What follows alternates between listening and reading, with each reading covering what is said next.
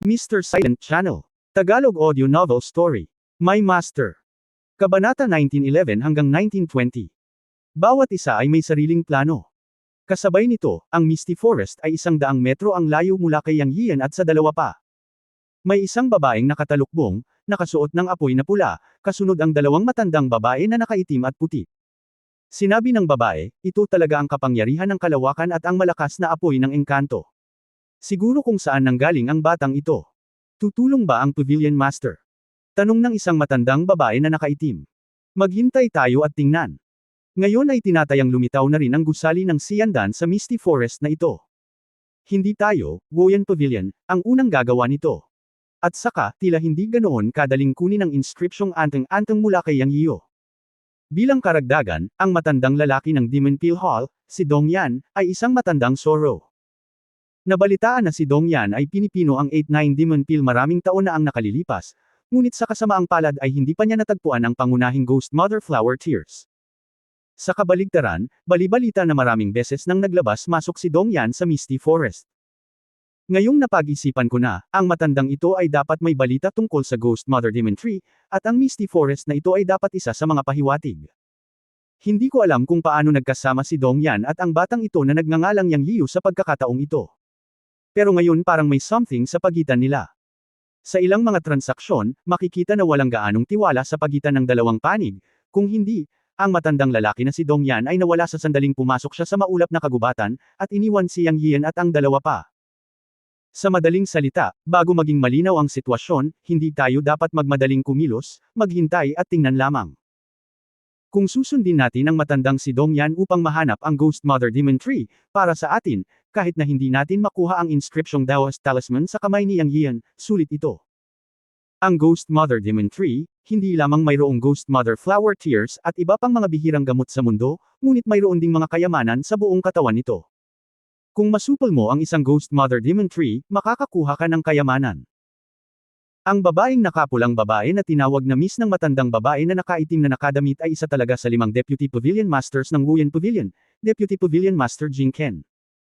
Ang Woyan Pavilion ay walang mga elder, tanging ang Pavilion Master at ang 5 Deputy Pavilion Masters, na naglalaro din ng apoy at sumusunod sa landas ng alchemy. Tama, ang Demon Peel Hall at ang Immortal Peel Building ay hindi magaling dito, kaya maaari na rin nating maghintay at tingnan. Sabi ng matandang babaeng nakaputi.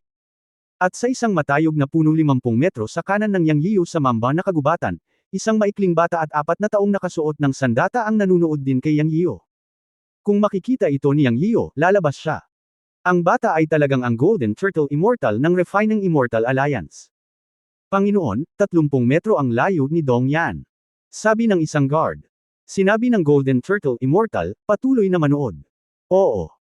Pagkaalis ng gwardya, sinabi ng Golden Turtle sa 3 pa, pumunta kayo at tumingin sa paligid para makita kung may lumabas na mula sa Xiandan Building at sa Woyan Pavilion. Pagkatapos naming ikalat ang balita, paano maupo ang dalawang pamilyang ito? Oo, sir. Kinuha ng 3 gwardya ang order at naglaho. Pagkatapos, ang Golden Turtle Immortal ay tumingin sa lugar kung saan naroon si Yang Yian at sinabi sa kanyang sarili, Little brother, ang paraan na ito ay talagang makapangyarihan. Ngayon ako ay higit na interesado sa lahat ng nasa likod niya. Ang kapangyarihan ng espasyo ay kailangang maunawaan, ngunit ang makapangyarihang Azure Lotus Immortal Fire ay hindi madaling masupol. Ito ay isang malaking bagay. Ito ay talagang isang malaking bagay na maaari mong bigyan ng hinaharap na henerasyon ng apoy, ng Lotus Immortal. Ang hindi alam ni Yang Yian ay sa sandaling ito sa maulap na kagubatan na ito, ang 4 na nangungunang puwersa ng Xiandan City ay nagtipon at lahat ay nakatingin sa kanya ng totoong paningin. Siyempre, may ilang ambon, ngunit ang mga partido ay hindi nagkikita. Sa oras na ito, pagkatapos na patayin ang 2 gintong immortal sa 1 segundo, hindi na-relax ni Yang Yian ang kanyang pagbabantay, ngunit naging mas mapagbantay.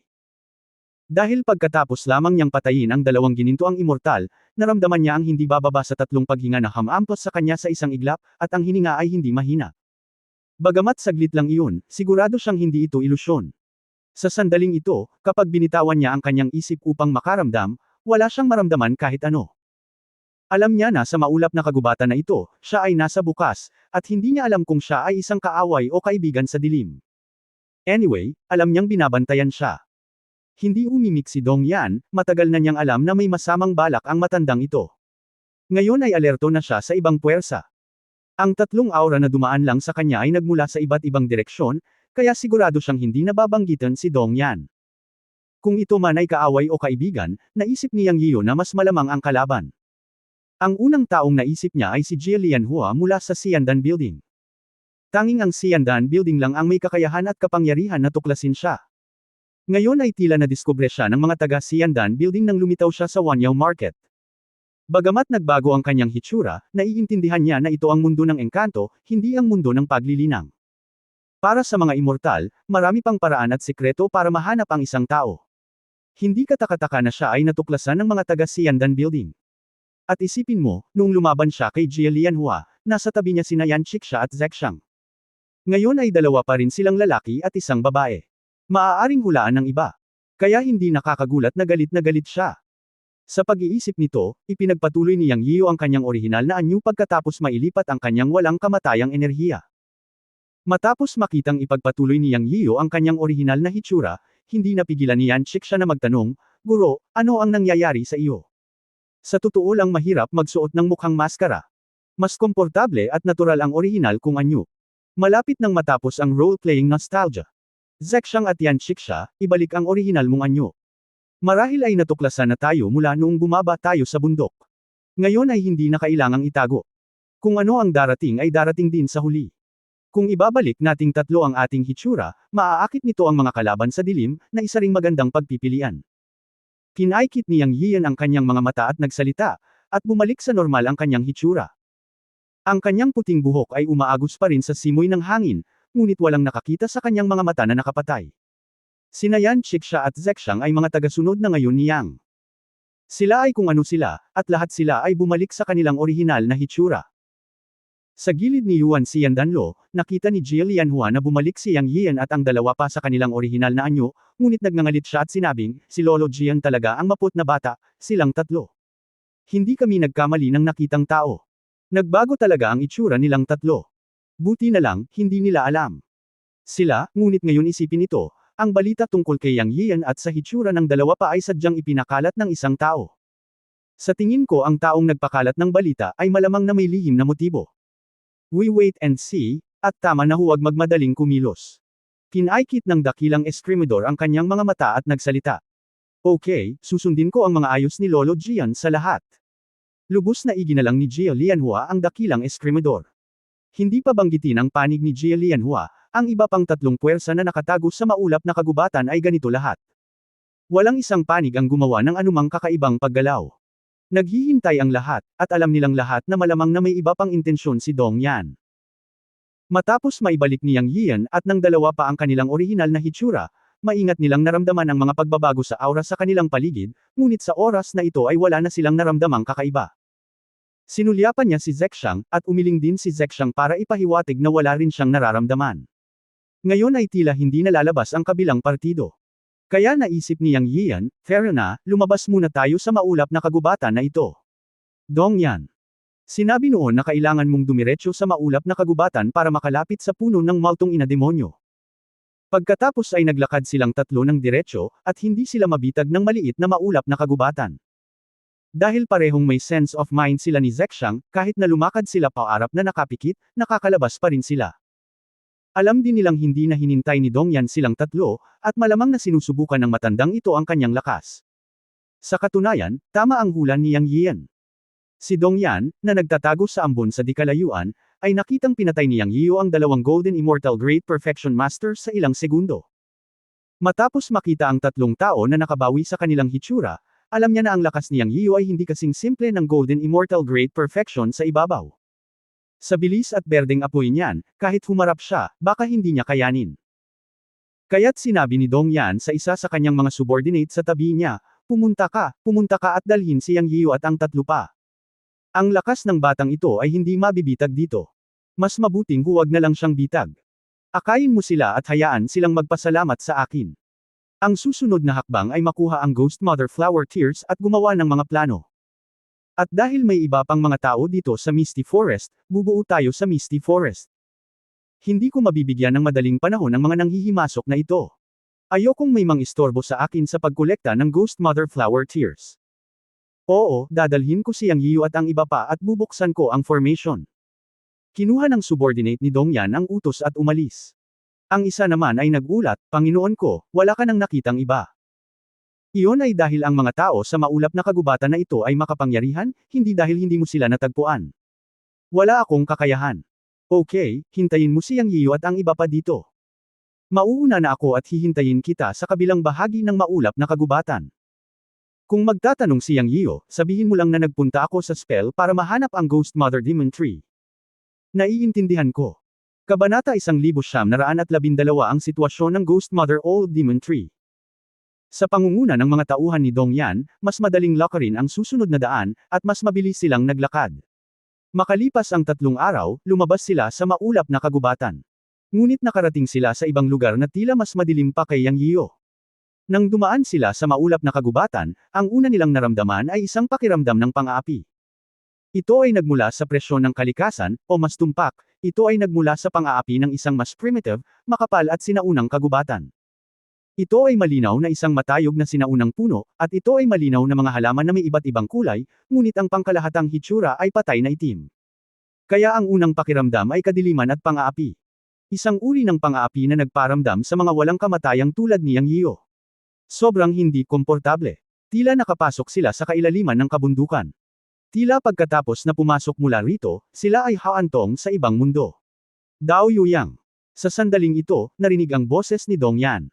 Tumangala si Yang Yiyu at nakita si Dongyan na naglalakad palabas ng kagubatan, nakangiti nang tumingin sa kanya. Nakaharap sa tusong matandang fox na ito, ngumiti siya at sinabing, ang kapwa dawis Dongyan ay talagang mabilis. Ano? Nahanap mo na ba ang Ghost Mother Demon Tree? Medyo sarcastic ang mga salita ni Yang Yiyu. Haha, may mga pahiwatig talaga. Alam ng kapwa Dawistyang na ang mga pagbabago sa inyong tatlo ay kawili-wili din. Ngayon ang hitsura ninyong tatlo ang totoo. Ito ay ilang maliliit na trick lamang, hindi karapat-dapat sa mga mata ng fellow Dawist Dongyan. Nag-usap ang dalawa na parang may kanya-kanyang pinag-uusapan, pero alam din nilang kinukutya nila ang isa't isa. Kung gayon ay umalis na tayo. Ang susunod na bahagi ng paglalakbay ay hindi dapat maging kasing hirap ng maulap na kagubatan, di ba? Dapat nating sundin ang mga yapak ng kapwa Dawis Dongyan, kung hindi, kung tayo ay mawawala, ang paglalakbay na ito ay walang kabuluhan, haha. Si Yang Yiyu ay hindi nagsalita ng mahina o mahirap. Sa katunayan, sinasabi niya kay Dongyan na ang matandang immortal ay hindi dapat makipaglaro sa kanya sa susunod, kung hindi, hindi kanya paglaruan. Kung gusto mong mangolekta ng Ghost Mother Flower Tears, matandang bata, mangarap ka lang. Ahem. Ito ang tinatawag na Great Ghost Forest. Ito ang orihinal na kagubatan ng bato ng mundo ng mga engkanto. Ito ay puno ng mga panganib, hindi lamang sa kapaligiran, kundi pati na rin sa presensya ng ilang dayuhang nilalang. Para sa susunod na paglalakbay, dapat magtulungan ang lahat upang madaanan ito. Ang pagpunta sa malalim na 300 milya ay kung saan naruroon ang Ghost Mother Demon Tree. Kaya, kapwa dawis na destinasyon natin, Yang, malapit na tayong magpahinga. Natural na maririnig ni Dongyan ang nakatagong kahulugan ng mga salita ni Yang Yian. Nangako siya kay Yang Yian, kapatid, makatitiyak ka, hindi kita dayain sa susunod na paglalakbay, at inaasahan ko pa rin na mangolekta ka ng Ghost Mother Flower Tears. Kung ganoon ay umalis na tayo. Sana ay masabi sa atin ng kapwa dawis na si Dongyan ang tungkol sa maalamat na Ghost Mother Demon Tree, para magkaroon tayo ng bottom line sa ating mga puso. Sa totoo lang, nakita ko lang ang mga talaan ng Ghost Mother Demon Tree sa mga classics, at hindi ko pa nakikita ng sarili kong mga mata ang ganoong puno ng demonyo. Sabi ni Yang Yian habang naglalakad. No problem, Tara, mag-usap tayo habang naglalakad. Sa oras na ito, ang dalawang panig ay tila magkatuwang, nag-uusap at nagtatawanan, at tumuntong sa Great Ghost Forest.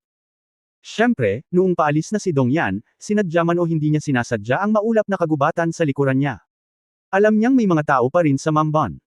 Bagamat na-activate niya ang formation na inayos niya sa Misty Forest, alam din ni Dongyan na kung sila ay mula sa iba pang malalaking puwersa sa Xiandan City, ang mga pormasyong ito ay hindi gaanong mahalaga sa kanila. Ang tanging gawain nila ay bitag sila sa loob ng ilang panahon. Pero para sa kanya, mainam na matrap ang mga taong iyon sandali. Kapag pumasok sila sa Great Nether Forest, mahirap para sa mga taong iyon na hanapin sila. Anyway, ang layunin ni Dongyan ay bitag sila. Alam niyang hindi madaling harapin ang sinumang makakalabas sa Xiandan Building, ang natitirang lakas, ang Woyan Pavilion at ang Lianzhou Xianmeng. Bagamat hindi sila nakita ng mga taong isinugo, hindi ito nangangahulugan na hindi sila dumating. Matapos makapasok sa Great Nether Forest, naglakad si Dongyan sa unahan kasama ang dalawang lalaki, at si Yang Yiu at ang dalawa pa ay sumunod sa likuran nila, na laging lumalayo sa kanila.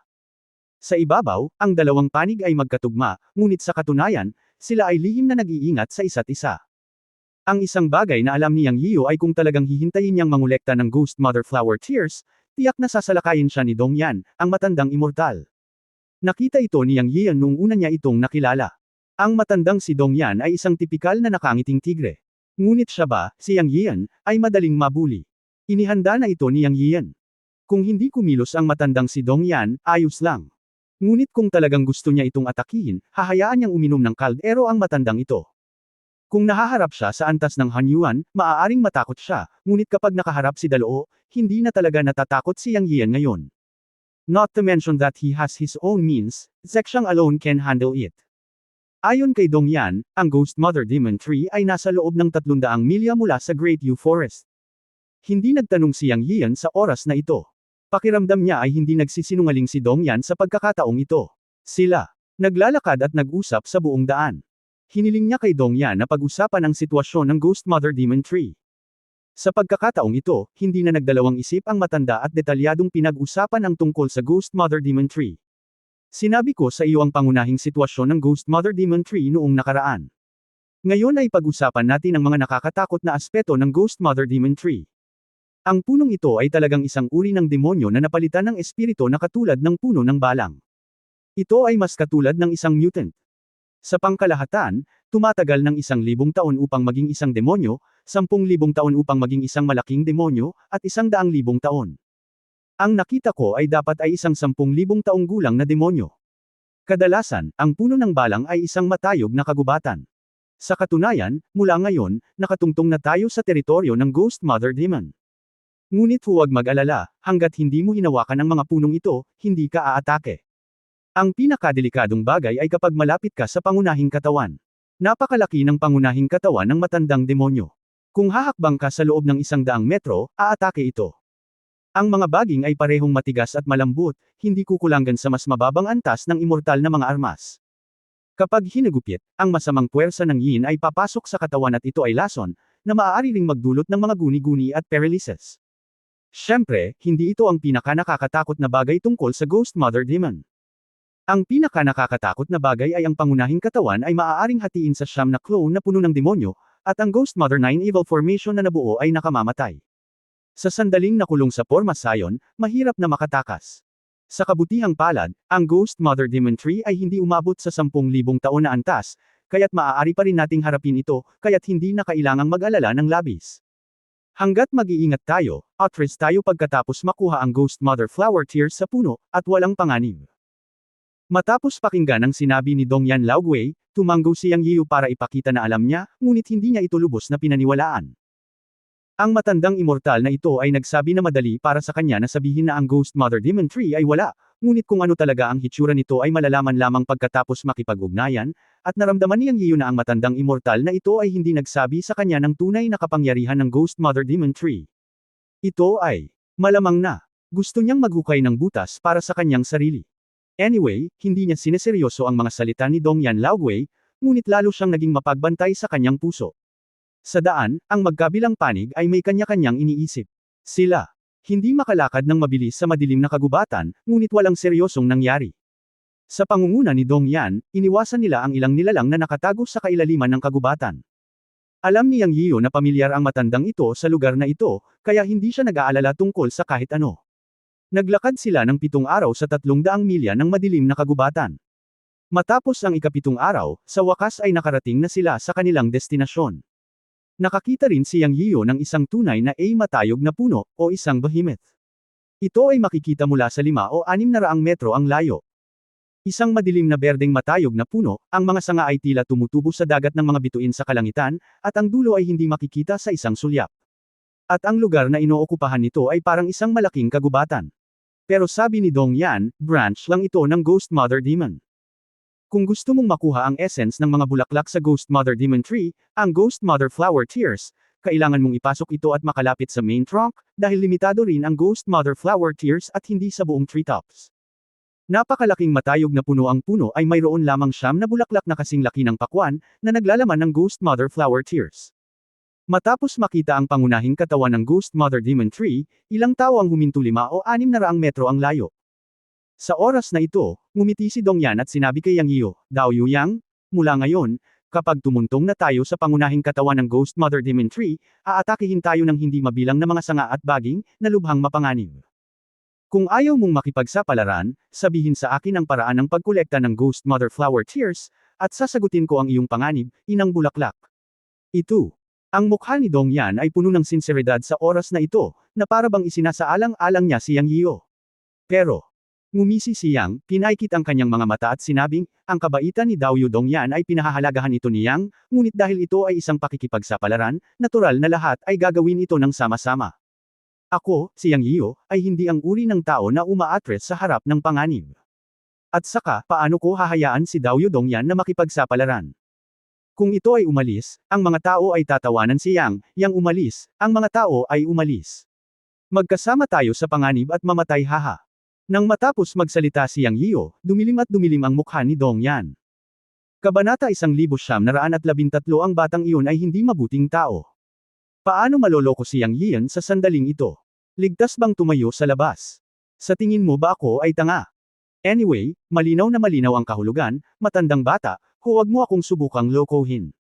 Nangangahulugan din ng pananakot, kung tayo ay mamamatay ng magkasama, ikaw na matandang walang kamatayan, huwag mong subukang makipaglaro.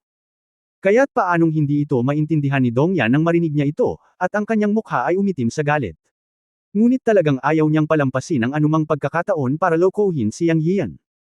Huminga siya ng malalim at sinabing, dahil gustong makipagsapalaran ni Kuya Yang, sabay na tayo, ngunit kapag pumasok ka na, hindi na kita maaalagaan, kaya mas mabuting mag-ingat ka.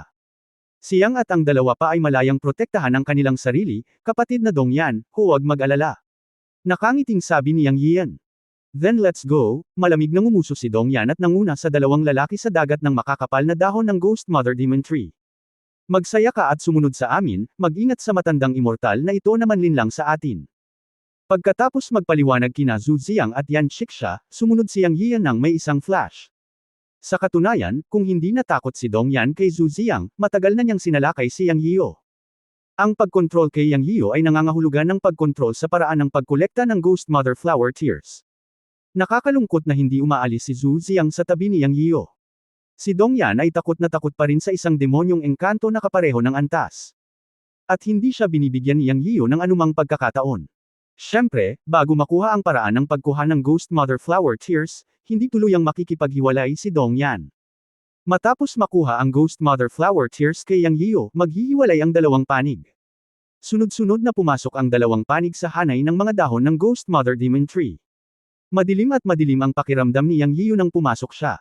Sa harap niya, kakaiba ang hitsura ng tatlong tao ni Dong Yan sa mga mata ni Yang Yiyo. Pero sa mga mata niya, nakita niya ang pagkakaiba. Ang tatlong tao ni Dong Yan ay tila umiiwas sa mga dahon at sanga. Wala silang lakas ng loob na hawakan sila. Matapos makita ang eksenang ito, ibubuka na sana ni Yang Yian ang kanyang bibig para paalalahanan sina Yan Shiksha at Zexang sa tabi niya, ngunit nalaman niyang walang pakundangan na pinutol ni Yan Shiksha ang isang sanga na hamarang sa kanyang katawan gamit ang kutsilyo. Hindi. Bago pa niya masabi ang salita, naputol ang sanga. Ano ang problema ni Master? Maliit na sanga lang ito. Walang masabi si Yan Shiksha sa huli. Dahil matapos putulin ang maliit na sanga na binanggit niya, may kalusko sa paligid. Hindi na kailangang sabihin, alam din ni Yan Shiksha na siya ay nasa problema. Huwag kang tatayo dyan, tumakbo ka. Sumigaw si Yang Yian at lumundag. Hindi mabagal ang reaksyon ni Yan Shiksha sa oras na ito, at sumunod siya. Para kay Zexang, hindi na kailangang mag-alala ni Yang Yian tungkol sa kanya. Bagaman, siya ay isang simpleng master, siya ang may pinakamataas na kapangyarihang mahika sa tatlo. Naisip ni Yang Yian na hanggat hindi nila hinayaan ni Yan Shiksha na pigilan sila ni Zexang, sapat na iyon. Swish swish swish.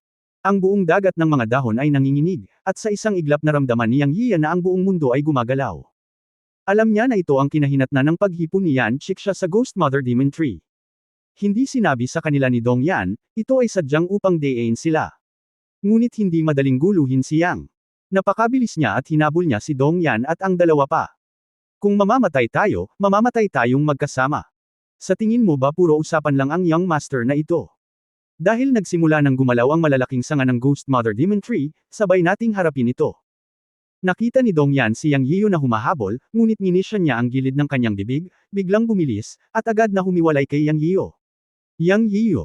Nakita ko ang ngiti sa bibig ni Dong Yan at nagmura sa kanyang puso, teka, kailangan kitang hilahin pababa kasama ko. Nagmumura sa kanyang puso, isang flash ng inspirasyon ang pumasok sa kanyang isipan, ngunit ngumiti siya ng masama, at ang Dragon Slaying Sword ay lumitaw sa kanyang kamay, at bigla niyang nilaslas ang mga makakapal na sanga ng Ghost Mother Demon Tree na tumatakip sa kalangitan at araw. Boom boom boom. Bitek. Ang malalaking sanga ay pinutol ng espada ni Yang Yiyu. At pagkatapos ay lumipat ang buong mundo. Yang Yiyu, nililigawan mo si kamatayan. Nagbago ang mukha ni Dong Yan sa oras na ito. Ang kanyang orihinal na intensyon ay gawing mahirap ang mga bagay para kay Yang Yiyu at hayaan ang mga sangay na ito na magdulot ng ilang problema para kay Yang Yiyu at sa dalawa pa. Siya. Sadyang hindi pinaalalahanan si Yang Yiyu at ang dalawa pa na ang mga sanga dito ay hindi maaaring ilipat. Bilang resulta, sinira ni Yan Shiksha ang isang maliit na sangay. Sa orihinal, ayon sa karanasan ni Dong Yan, ang pagsira sa isang maliit na sangay ay walang anuman, sa karamihan ay maaharas ito. Hindi ganoon kalakas ang harassment sa maliliit na sanga. Hindi ito magkakaroon ng malaking epekto. Ngunit ang malakihang pag-atake ay iba, at ang mga apektadong lugar ay magiging mas malawak. Halimbawa, si Yang Yiyu ay ganito na ngayon, iniindayog ang kanyang espada at pinuputol ang isang malaking sanga. Ngayon ay nagbago ang mukha ni Dong Yan. Dahil alam niyang susunod na, ang buong Ghost Mother Demon Tree ay gagalaw. Maging ang mga ito ay hindi mapapalampas. Kaya sinumpa niya si Yang Yian. Ngunit para kay Yang Yian, ito ang eksaktong epekto na kailangan niya. Nakikinig sa sumpa ni Dong Yan, nagkunwaring inosente si Yang Yian at sinabing, ano ang problema ng kapwa Dawist na si Dong Yan? Nagdedepensa lang ako. Sasalakayin tayo ng mga sangay na ito. Hindi ba dapat tayong magdepensa? Ikaw, halos magalit si Dong Yan kay Yang Yian, ngunit hindi niya ito mapabulaanan ng ilang sandali. Hindi naman niya masasabi na sinasadya kitang yakapin di ba? Bukod dito, sa oras na ito, ang malalaking sanga ay dumaan na sa kanila, at si Dong Yan ay walang oras upang mang-aral kay Yang Yian, na ikinakaway ang kanyang kamay upang labanan ang pag-atake ng malalaking sanga. Boom boom! Umalangaw-ngaw ang mapurol na dagandong sa buong madilim at walang kapantay na dagat ng mga puno ng Ghost Mother.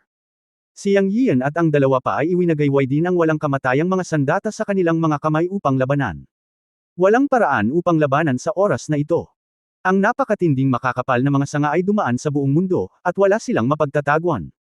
Pero proud na proud siya sa puso niya. Sa wakas ay kinaladkad niya si Dong Yan, ang matanda, sa tubig. Gusto mo pa akong yakapin?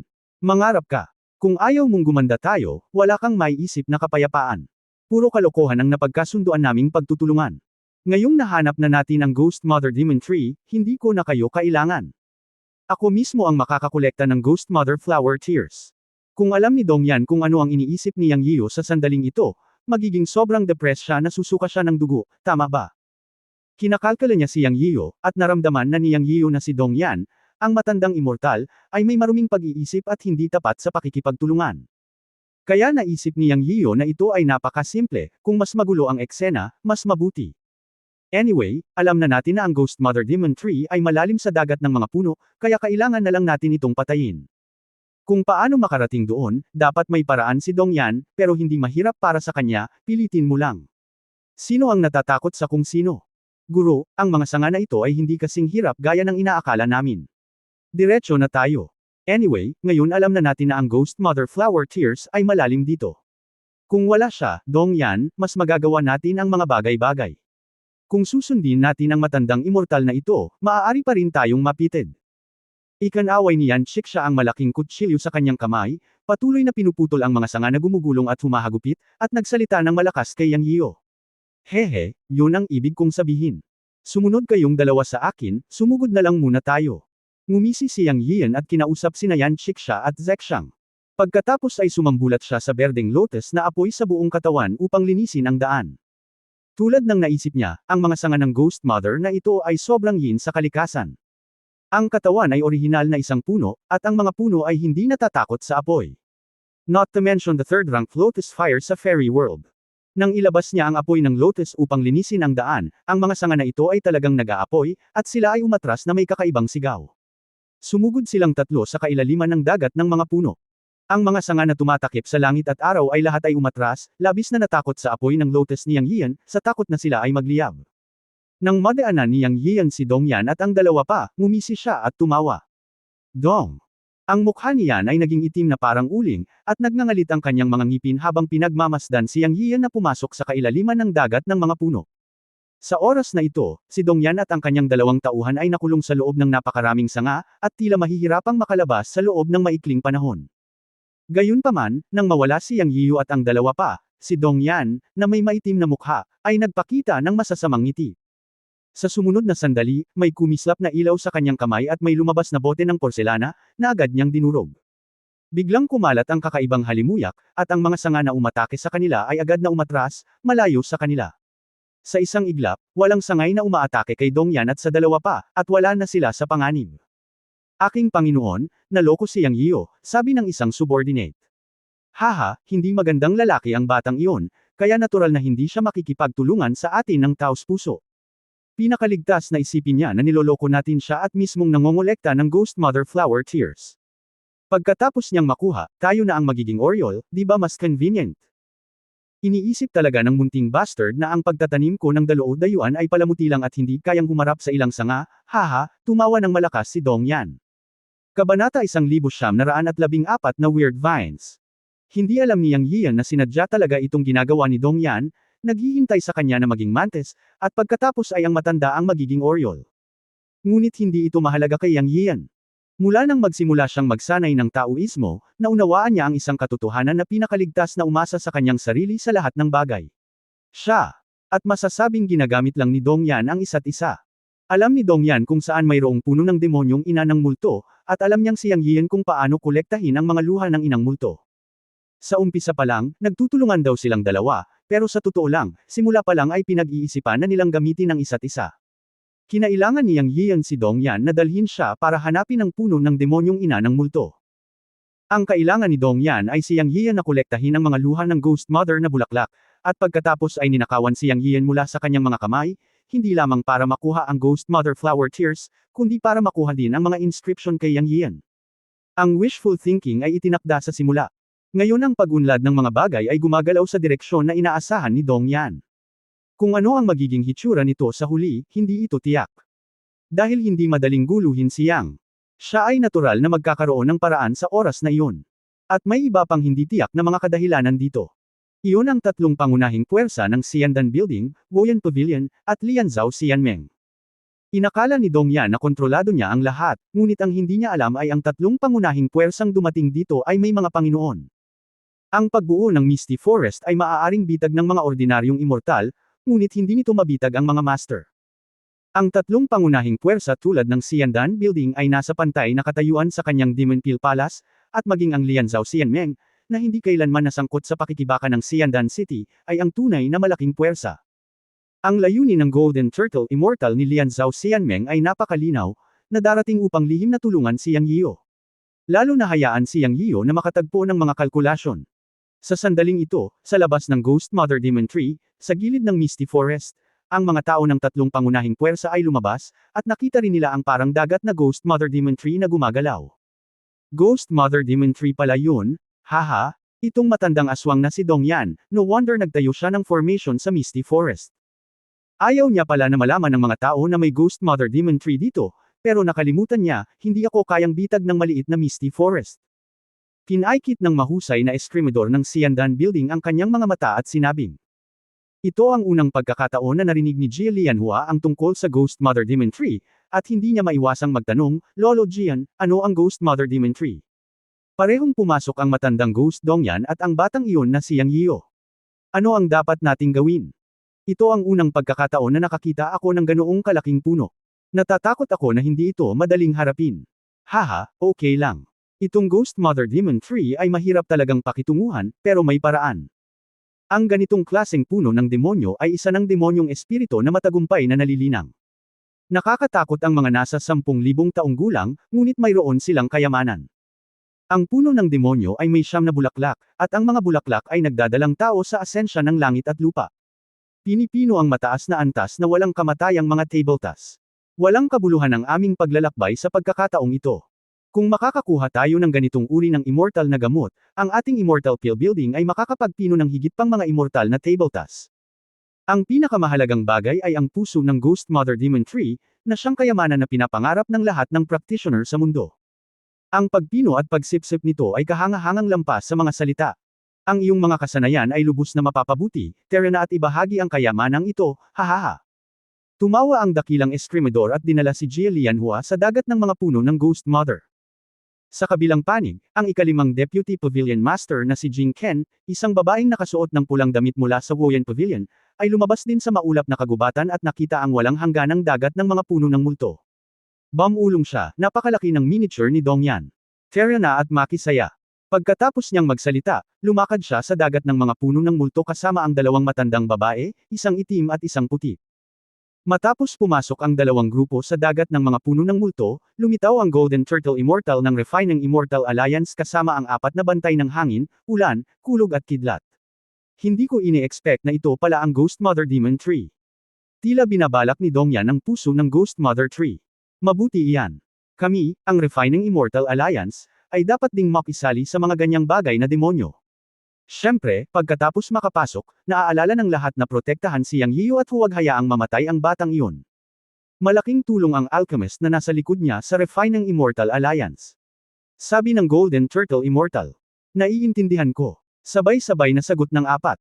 Sa oras na ito, sa dagat ng mga puno ng aswang, binuksan ni Yang Yiyu ang daan gamit ang berdeng Lotus Fairy Fire at direktang sumugod sa kailaliman. Makalipas ang halos 3 oras, nakita ng 3 tao ang mahinang kulay kahel-dilaw na liwanag sa kanilang paningin. Sa sumunod na sandali, biglang naging malinaw ang paningin. Ngunit lumitaw sila sa isang bukas na espasyo. Dito, walang maitim na berdeng dahon at sanga na nakaharang sa langit, at tila nakikita nila ang langit. Sa katunayan, nakita nila ang totoong mukha ng Ghost Mother Demon Tree. Hindi dahil nakita nila ang langit, kundi may kulay kahel-dilaw na halo sa paligid nila, na tila liwanag na nagmumula sa langit. Sa itaas ng kalangitan, may lumitaw na mas makakapal na mga sanga at dahon, na tila bumubuo ng isang espasyo na may diameter na 1 kilometro. Nakita nilang tatlo ang isang malaking puno na hindi masyadong makapal, mga 3 metro ang diametro. Ang pangunahing puno ay halos transparent na orange dilaw, ngunit nakikita nila na may makapal at makapal na mga daluyan ng dugo sa loob. Nagulat ito kay Yang Yiyu. Ito ay malinaw na tulad ng mga daluyan ng dugo ng katawan ng tao. Isa talaga itong punong demonyo na naging espiritu. Hindi mabilang na mga sanga ang kumalat sa itaas ng 100 talampakan, ngunit sila ay nabuksan tulad ng isang higanteng payong, na bumubuo sa espasyong ito. Kung titingnang mabuti, ang mga sanga at dahon dito ay parang pareho sa labas, maliban sa kulay.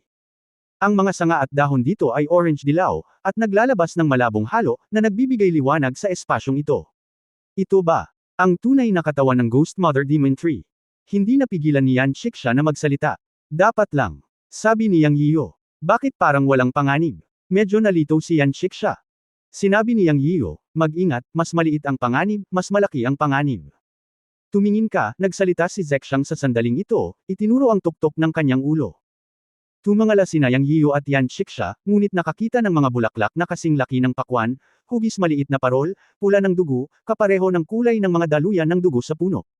Pagtingin sa itaas, eksaktong 9 na bulaklak. Ang posisyon ng pamamahagi ay hindi karaniwan sa mga mata ni Yang Yiyu.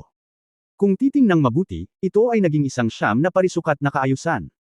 Ang mga bulaklak ng Ghost Mother Demon Tree ay nakaayos sa 9 na parisukat. Ito ay tiyak na hindi karaniwan. Ang bawat bulaklak na pulang dugo, na hugis maliit na pulang parol, ay hindi isang bulaklak na namumukadkad. Sa halip, ito ay parang prutas. Sa katunayan, alam ni Yang Yiya na ito ang 9 na bulaklak, at ayon sa kanyang pag-unawa mula sa Kijendan Book, ang Ghost Mother Demon Tree ay hindi magbubunga, ngunit mamumulaklak lamang, at ang mga bulaklak ay naglalaman ng Ghost Mother Flower Tears na sumisipsip sa asensya ng langit at lupa. Sa wakas nahanap na rin pupuntahan ng mga subordinate ng Master at kukunin para kay Master. Nagsalita si Yan Shiksha, at humakbang siya pasulong, lumipad, at dumiretso sa isa sa mga bulaklak ng Ghost Mother Tree. Sa orihinal, gustong sabihin ni Yang Yian, huwag kang mag-alala, masyadong tahimik dito, hindi ito tama, tingnan natin. Bilang resulta, si Yan Shiksha ay sabik na subukan. Well, anyway, kailangan kong subukan ng lalim. Kaya, hindi ako umimik at hinayaan kong subukan ni Yan Shiksha. Ngunit sa susunod na sandali, may nagbago bigla. Lumipad pataas ang katawan ni Yan Shiksha, at lumabas sa manipis na hangin ang isang puno ng ubas na makapal sa hinlalaki at direktang hinampas siya. Boom! Bitik! Ah! Diyos ko! Sumigaw si Yan Shiksha, at hinampas at lumipad pababa, tumama sa lupa sa isang haplos, at nahulog sa harap ni Yang Yian. Puff! Si Yan Shiksha ay nagluwa ng isang subo ng lumang dugo nang ibukan niya ang kanyang bibig. Nagmamadaling pumunta si Yang Yiyo para alalayan si Yan Shiksha, at nang tingnan niyang mabuti, nakita niyang may bumitaw. Sakit. Nakuryente kasi si Yan Shiksha. Ito ang Yinlei. Oh! Si Yan Shiksha ay inihagis ni Yang Yiyo, at napasigaw sa sakit. Ito ay lason, sa pagkakataong ito, lumapit si Zexang at nagsalita. Ang mga kamay ni Yang Yiyo na dumampi sa katawan ni Yan Shiksha ay namamanhid sa sandaling ito. Sa kabutihang palad, ang kapangyarihan ay hindi mahusay. Ginamit niya ang kanyang mga kakayahan upang matuno ang Yinlei na nagmumula sa katawan ni Yan Shiksha. Nang marinig ni Zexang na ito ay nakakalason, tumingin muli si Yang Yiyo at nakita niya na ang mukha ni Yan Shiksha ay naging kulay abo at itim sa sandaling ito. Nalanghap niya agad ang malamig na hangin. Ang tungkod na bumalot kay Yan Shiksha noon ay kakaiba. Hindi niya nakita kung saang direksyon ito hinampas. Para lang itong tungkod na lumabas sa manipis na hangin. Ngayon, sa pagtingala, walang kakaibang kababalaghan sa paligid, kaya paano niya makikita ang kakaibang tungkod na bumalot lang kay Yan Shiksha? Sobrang sakit. Sumigaw si Yan Shiksha at gumulong-gulong sa lupa. Pinaputukan ni Zexang ng milky light si Yan Shiksha na pumasok sa kanyang katawan. Pagkatapos ay sinabi niya, ito ang lason ng Yinlei. Tinulungan kitang sugpuin ito, ngunit kailangan mong pinuhin ito sa lalong madaling panahon, kung hindi, ikaw ay nasa panganib. Salamat, ginang. Nagpasalamat si Yan Shiksha at umupo, at nagsimulang mag-cross-leg para pinuhin. Tumingin si Yang Yiyo kay Zexang at nagtanong, Zexang, nakita mo ba kung ano ang nangyari ngayon? Kabanata 1915, naghihintay para sa kuneho na mangyari. Umiling si Ziyang at sinabing, hindi ko ito malinaw na nakita, ngunit nakilala ko ang Yin Thunder.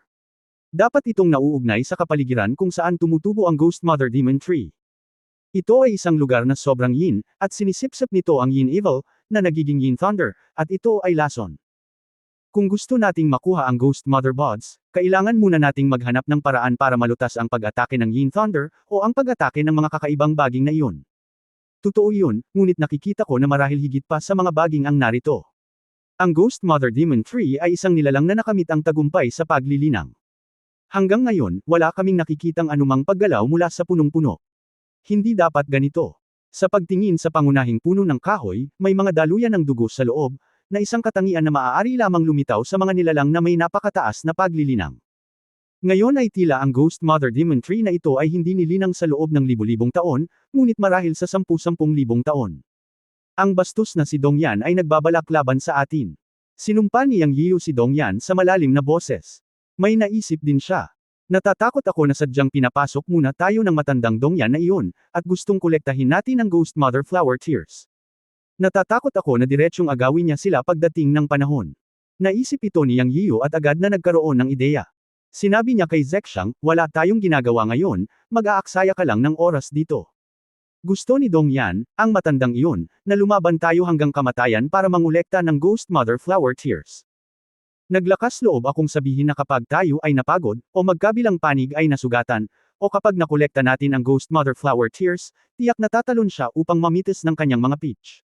Sa kasong ito, hindi natin dapat hilingin kung sino ang makakakuha ng kanyang mga Mylecoton. Malampasan kung sino. Si Zexang ay walang muwang kung tutuusin. Sa pag-iisip ng eksena kung saan nakita nilang tatlo si Dongyan at ang kanyang dalawang tauhan na nakulong sa mga sanga, hindi niya maiwasang sabihin kay Yang Yiyo, hindi ba sila nakulong? Paano sila napunta rito? Dahil ang layunin natin ay ang Ghost Mother Flower Tears, kolektahin natin sila. Maaari kong subukan. Yang Yiyo. Ngumiti at sinabing, wala ka pa ring karanasan at hindi mo alam kung ano ang disguise. Dongyan, hindi ka masyadong karanasan. Si Yan, ang matandang immortal, ay talagang nakulong noon, ngunit malamang na ito ay sinadya na pagbabalat kayo. Dahil alam niya ang pagkakaroon ng Ghost Mother Demon Tree, at nang makipag-usap siya sa amin, sinabi na niya na pinili nila ang Ghost Mother Flower, ngunit ang mga luha ng bulaklak na nakatanim sa loob ay walang lihim na paraan upang makolekta, at sumangga sa isang iglap. Kaya naman kailangan niyang makipagtulungan sa atin. Now think about it, dapat alam na alam niya ang lugar na ito. Ang mga baging at mga sanga sa labas ay hindi mabibitag sa kanila. Ang dahilan kung bakit nila ito ginawa ay para pasukin kami ng maaga. Pagkatapos nating magtagumpay, tatalon sila para mamitis ng mga peach, kaya hindi tayo mahuhulog dito at maghintay na lang dito. Matapos pakinggan ang paliwanag ni Yang Yiyo, sinabi ni Zexang na may tunog ng, "Oh, kayong mga tao ay may komplikadong pag-iisip." Ngumiti si Yang Yiyo at sinabi, "Kaya dapat mong tandaan na hindi ka dapat magtiwala sa mga tao sa hinaharap. Kasama ka." Tinitigan ni Zexang si Yang Yiyo at diretsyong sinabi. "Ahem," biglang umubo si Yang. "Paano ako makakasama? Magkaibigan tayo. Dapat mong tandaan na ako ang pinakamagandang tao para sa iyo sa mundong ito. Tinulungan kitang maglipat ng enerhiya sa itlog ng kunpang, at inilabas din kita mula sa ilalim ng lawa. Wala kang tiwala sa sinuman sa mundong ito, ngunit hindi mo ako mapagkakatiwalaan. Naiintindihan mo ba?" Nagsimulang hugasan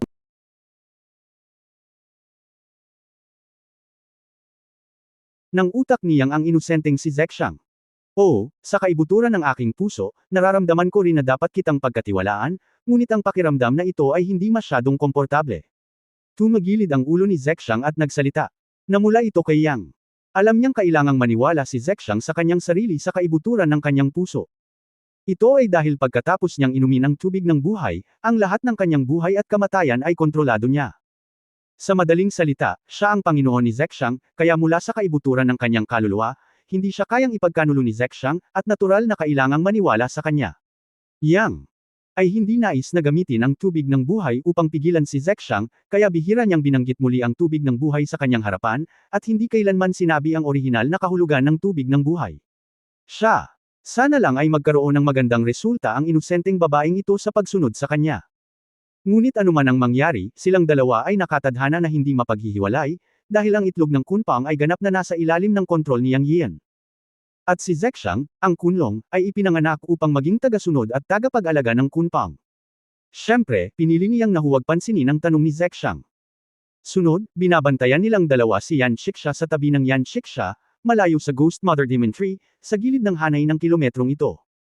Laging nararamdaman ni Yang Yian na ang puno ng Ghost Mother Demon Tree ay medyo mapanganib. Nararamdaman ng kanyang puso ang panganib na ito, kaya hindi na rin siya makalapit.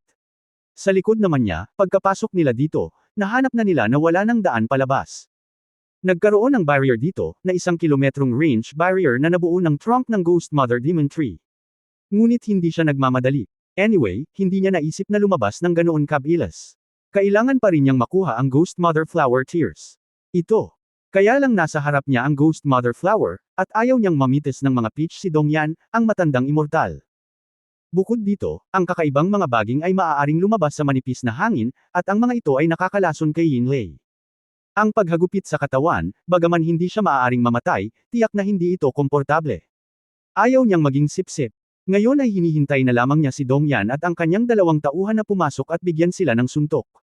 Lumipas ang oras sa bawat minuto. Sa labas, sa isang madilim na sulok. Si Dongyan at ang kanyang 2 tauhan ay nasa labas ng harang ng Ghost Mother Demon Tree. "Bakit walang paggalaw, sir?" Nagsalita ang isang subordinate. Sumimangot din si Dongyan at sinabing, "Hindi naman dapat. Iisa lang ang tunog ng Yin Thunder, at walang gumagalaw ng ganoon katagal. Matakot kaya ang batang ito sa pambubugbog ng Ghost Mother Cane at walang magawa. Sa tingin ko posible ito. Ito ang hadlang ng Ghost Mother Demon Tree. Ang Ghost Mother Cane na nagbabantay sa Ghost Mother Flower ay ang Ghost Mother Cane na may Yin Thunder, na lason at hindi isang bagay na kayang labanan ng ordinaryong tao. Dapat matakot si Yang Yiyo." Sabi ng isa pang subordinate. "Panginoon, paano kung papasok ako at tingnan? Maghintay ka pa. Ang harang na ito ng Ghost Mother Demon Tree ay madaling makapasok ngunit mahirap makalabas. Kung may mangyari sa iyo kapag pumasok ka, hindi ka na namin mailigtas sa oras. Maghintay tayo ng isang maliit na ikot. Kung walang gumagalaw sa loob, kaming 3 ay sabay na papasok.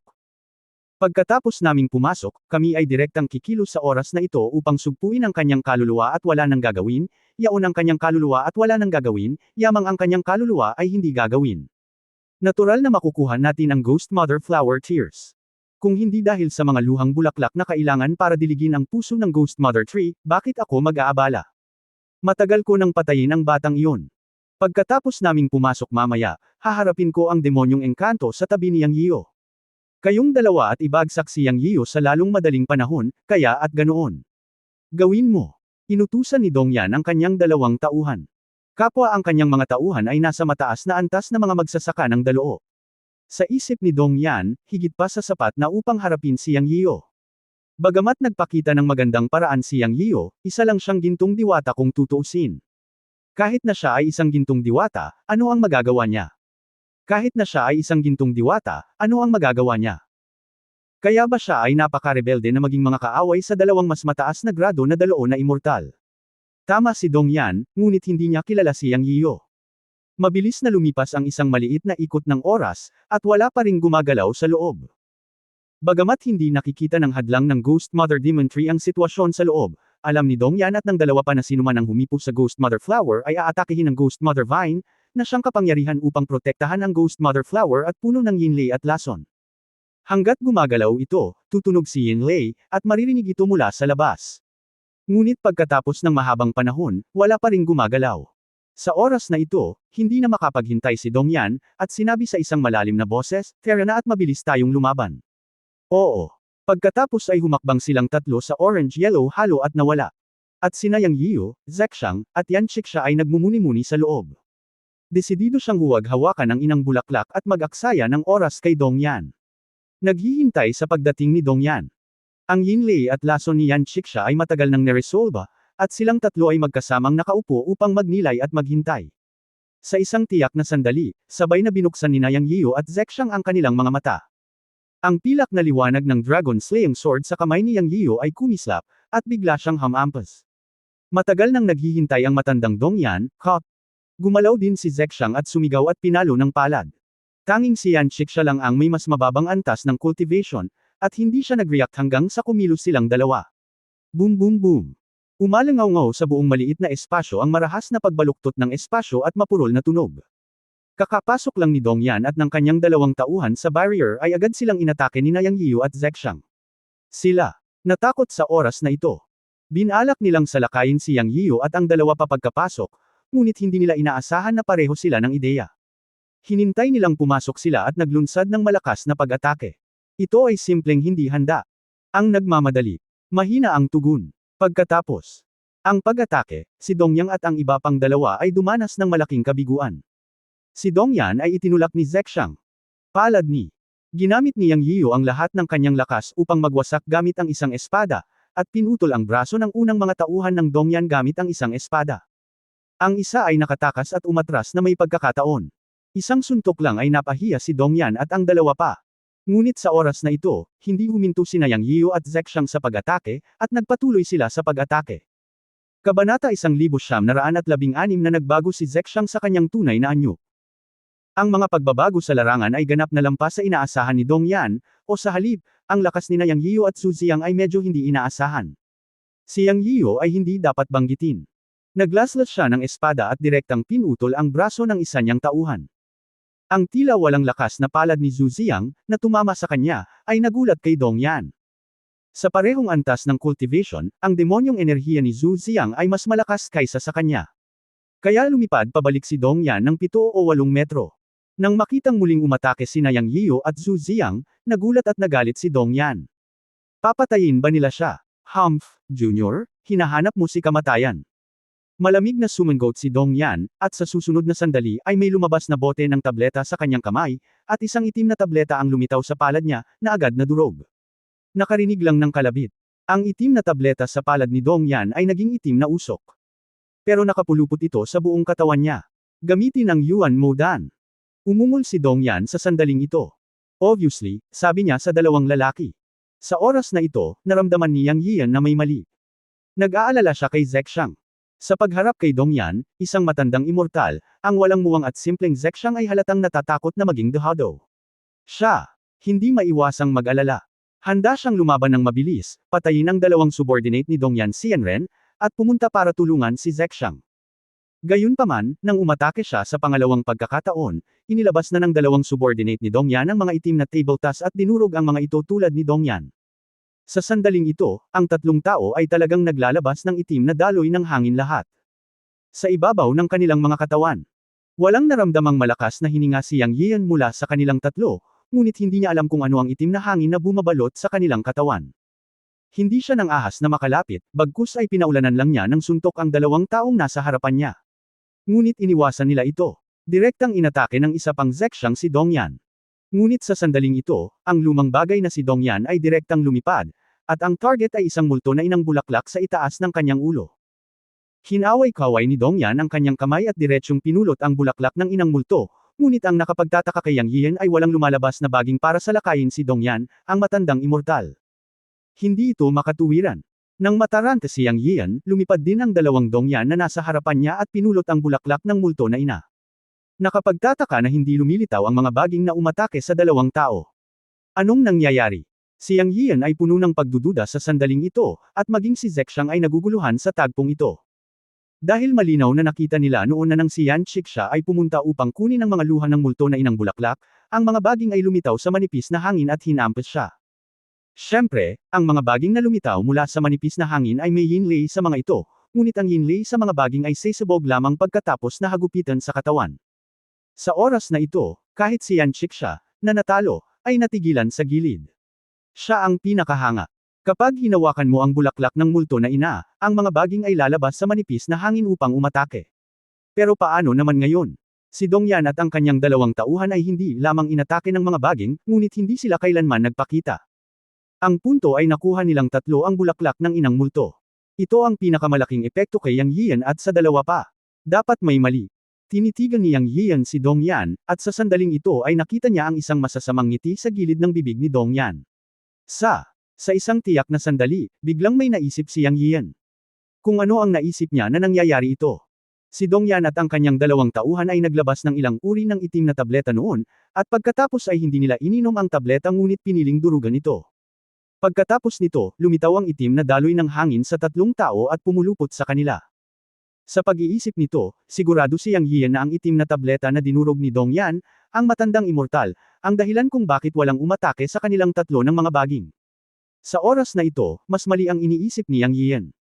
Ito ay masyadong abnormal para kay Dongyan, ang matandang immortal, na mamitas ng bulaklak na multo ng napakadali. Kung hindi inatake ng mga baging si Dongyan at ang dalawa pa dahil sa itim na tableta, kung gayon ang pagpili ng bulaklak ng multo ay medyo abnormal. Naisip ni Yang Yian na si Dongyan, ang bastard, ay may plano, ngunit sa sandaling ito ay hindi maisip ni Yang Yian kung ano ang kanilang gagawin.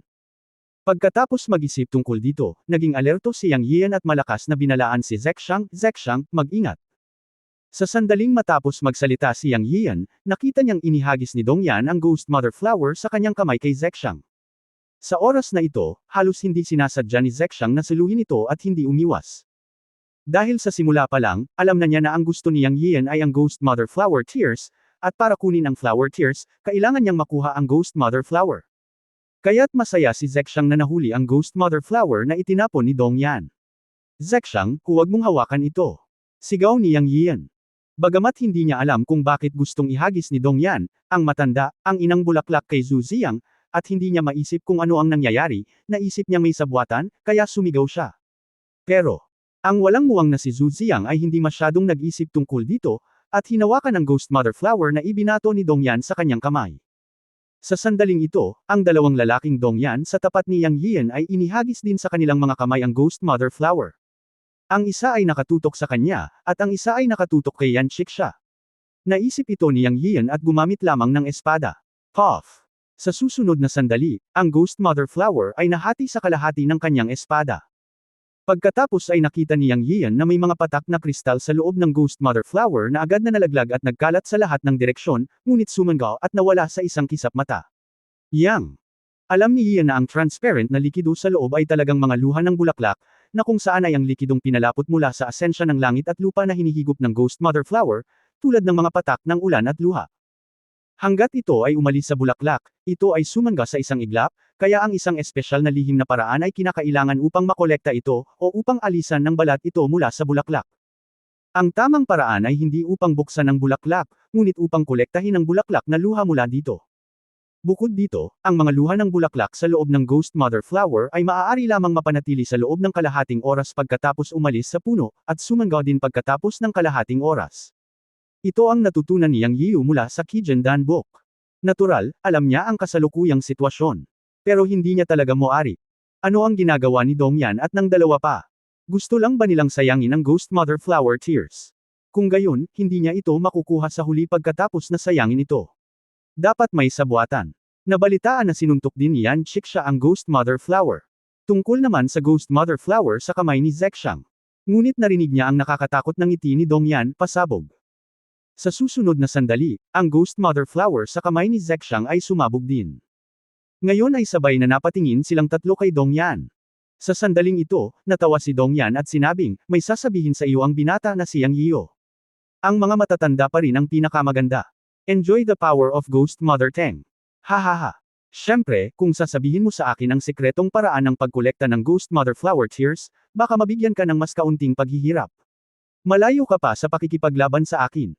Inaasahan ko noong una na ibibigay mo ang lihim na pamamaraan at pagkatapos ay isaalang-alang na palayain ka. Ngayon parang kung hindi kita hahayaang magdusa ng kaunti, hindi mo alam kung gaano kataas ang langit at kung gaano kalalim ang lupa. Huwag mong isipin na hindi ko alam na may nakasulat ka pa pala. Ngayon gusto ko pareho. Siyang Yiyo ay nakinig sa matandang immortal na nagsasalita, at alam niya na ang matandang immortal ay talagang may backhand. Nang marinig niya itong nagsasalita, alam niyang nakagawa na siya ng malilim na hakbang ng palihim. Gaya ng iniisip niya, bahagyang nanginag ang buong maliit na espasyo. Bitek. Boom. Muling tumili si Yan Xixa. Nagkatinginan sila ni Zexang at sabay na sinabi, mag-ingat. Sa oras na ito, talagang nakita nila ang mga baging na lumilitaw sa likod ng bawat isa. Boom boom. Halos magkasabay na nag-counter-attack sina Yang Yian at Zexang. May dumagundong na tunog. Ang dragon-slaying sword ni Yang Yian ay naglaslas at tumama sa baging. Pero parang paglaslas ng malambot na lubad. Ang mabangis na espada ay hindi gumana sa lahat. Sa halip, siya ay sinaktan ng Yinlei mula sa baging. Kahit na hindi niya naramdaman kung gaano kalakas ang Yinlei, ang kanyang braso ay manhid at nanginginig. Agad niyang naramdaman ang malaking Yinlei na bumabarena sa kanyang katawan kasama ng kanyang braso. Nagbago ang mukha ni Yang Yian at mabilis niyang ibinalik ang Chen Kun Creation Power para pinuin ang kapangyarihan ni Yinlei. Matapos iyon ang Chen Kun Dao Yuan, nakahinga ng maluwag si Yang Yian.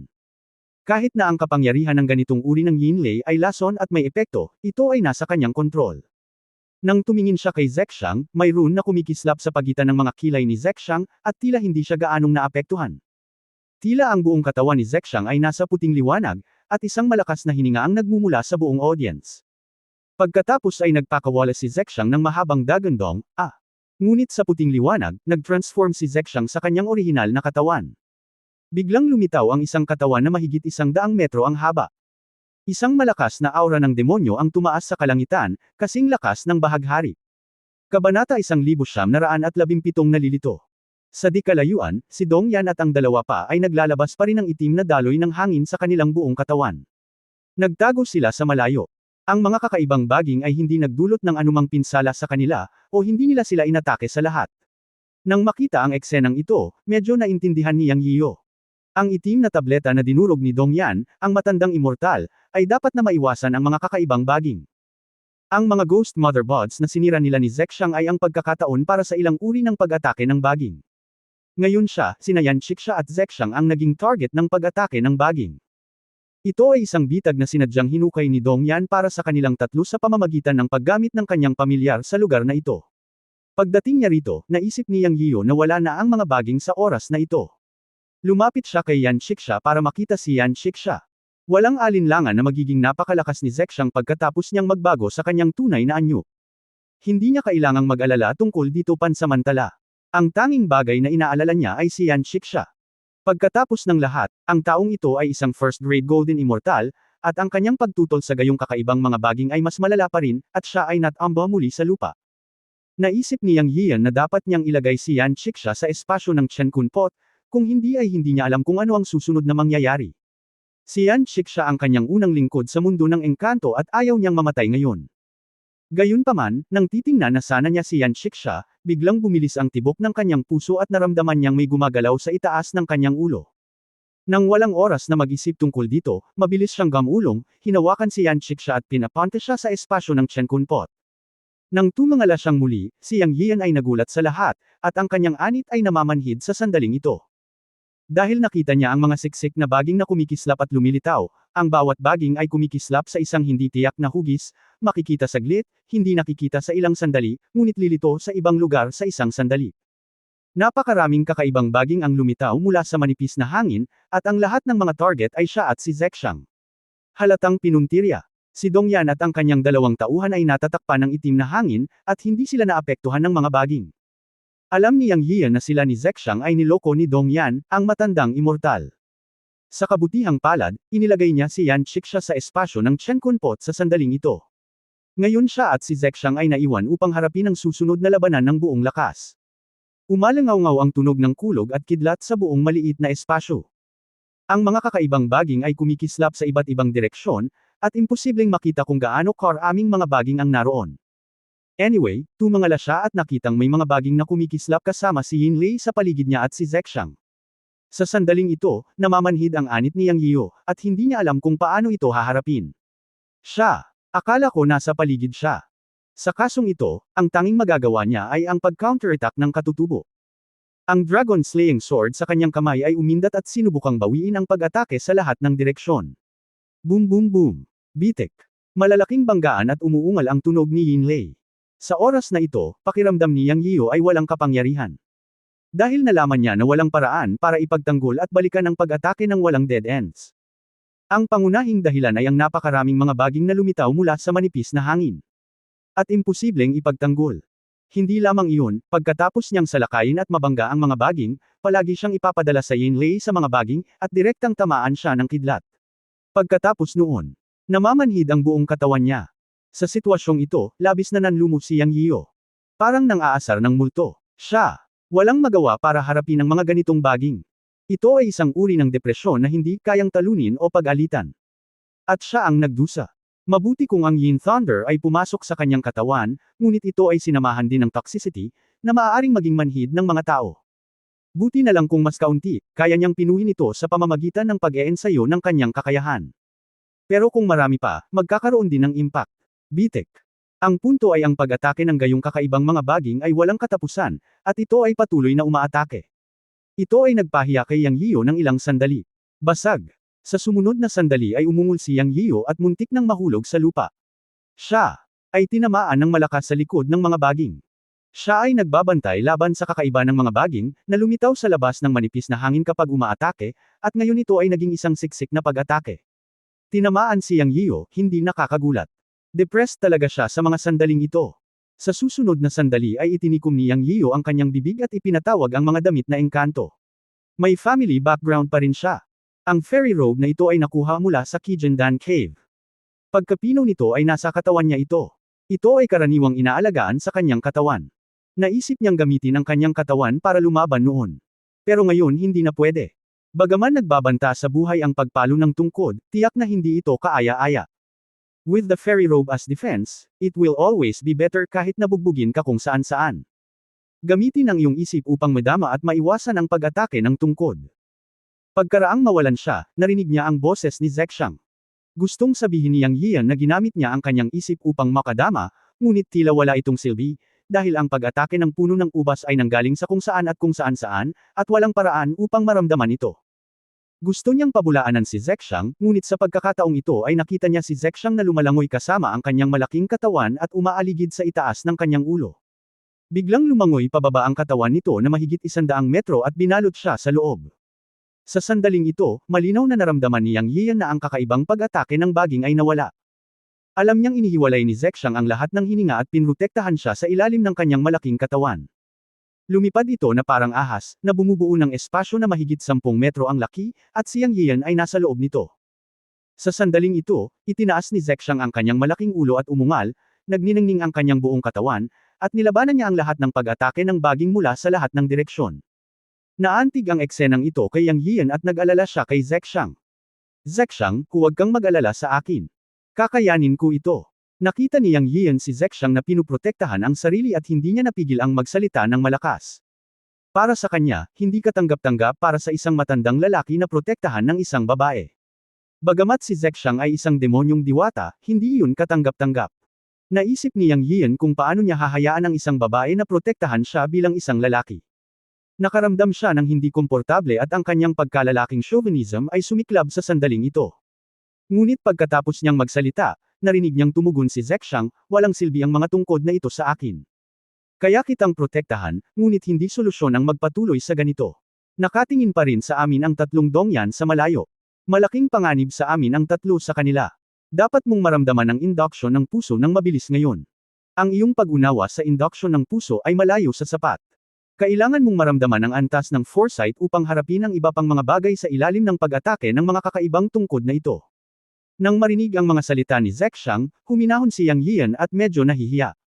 Sa sobrang gulat na kapaligiran, hindi siya kalmado tulad ng isang babae at nalilito. Sa katunayan, ang pagsusuri ni Zexang ay ganap na tama. Kung ikukumpara sa mga kakaibang baging, ang tatlong taong nagtatago sa malayo, si Dong Yan, ang tunay na panganib. Kaya tama ang sinabi ni Zhu Ziang. Una sa lahat, dapat siyang magkaroon ng kakayahang makitungo sa mga baging, at ang kakayahang ito ay ang induction ng puso. Ayon kay Zhu Ziang, ang kanyang induction ng puso ay hindi pa umabot sa punto ng pagsunod sa kanyang puso, kaya hayaan siyang madama ng mabuti ang puso. Alam din ni Yang Yiyo na siya ay nalilito ngayon, at ang kanyang puso ay nasa gulo, kaya natural na wala siyang magagawa ng maayos, lalo na ang anumang induction. Ang paglilinang ni Zhu Ziang ay mas mataas kaysa sa kanya, at ang puso ay isa ring likas na regalo.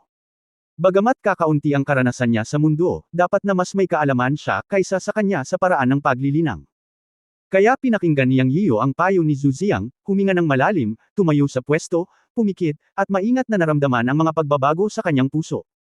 Mas malinaw niyang naunawaan na ang kasalukuyang sitwasyon ay lubhang hindi kanais-nais para sa kanya at kay Zhu Ziang.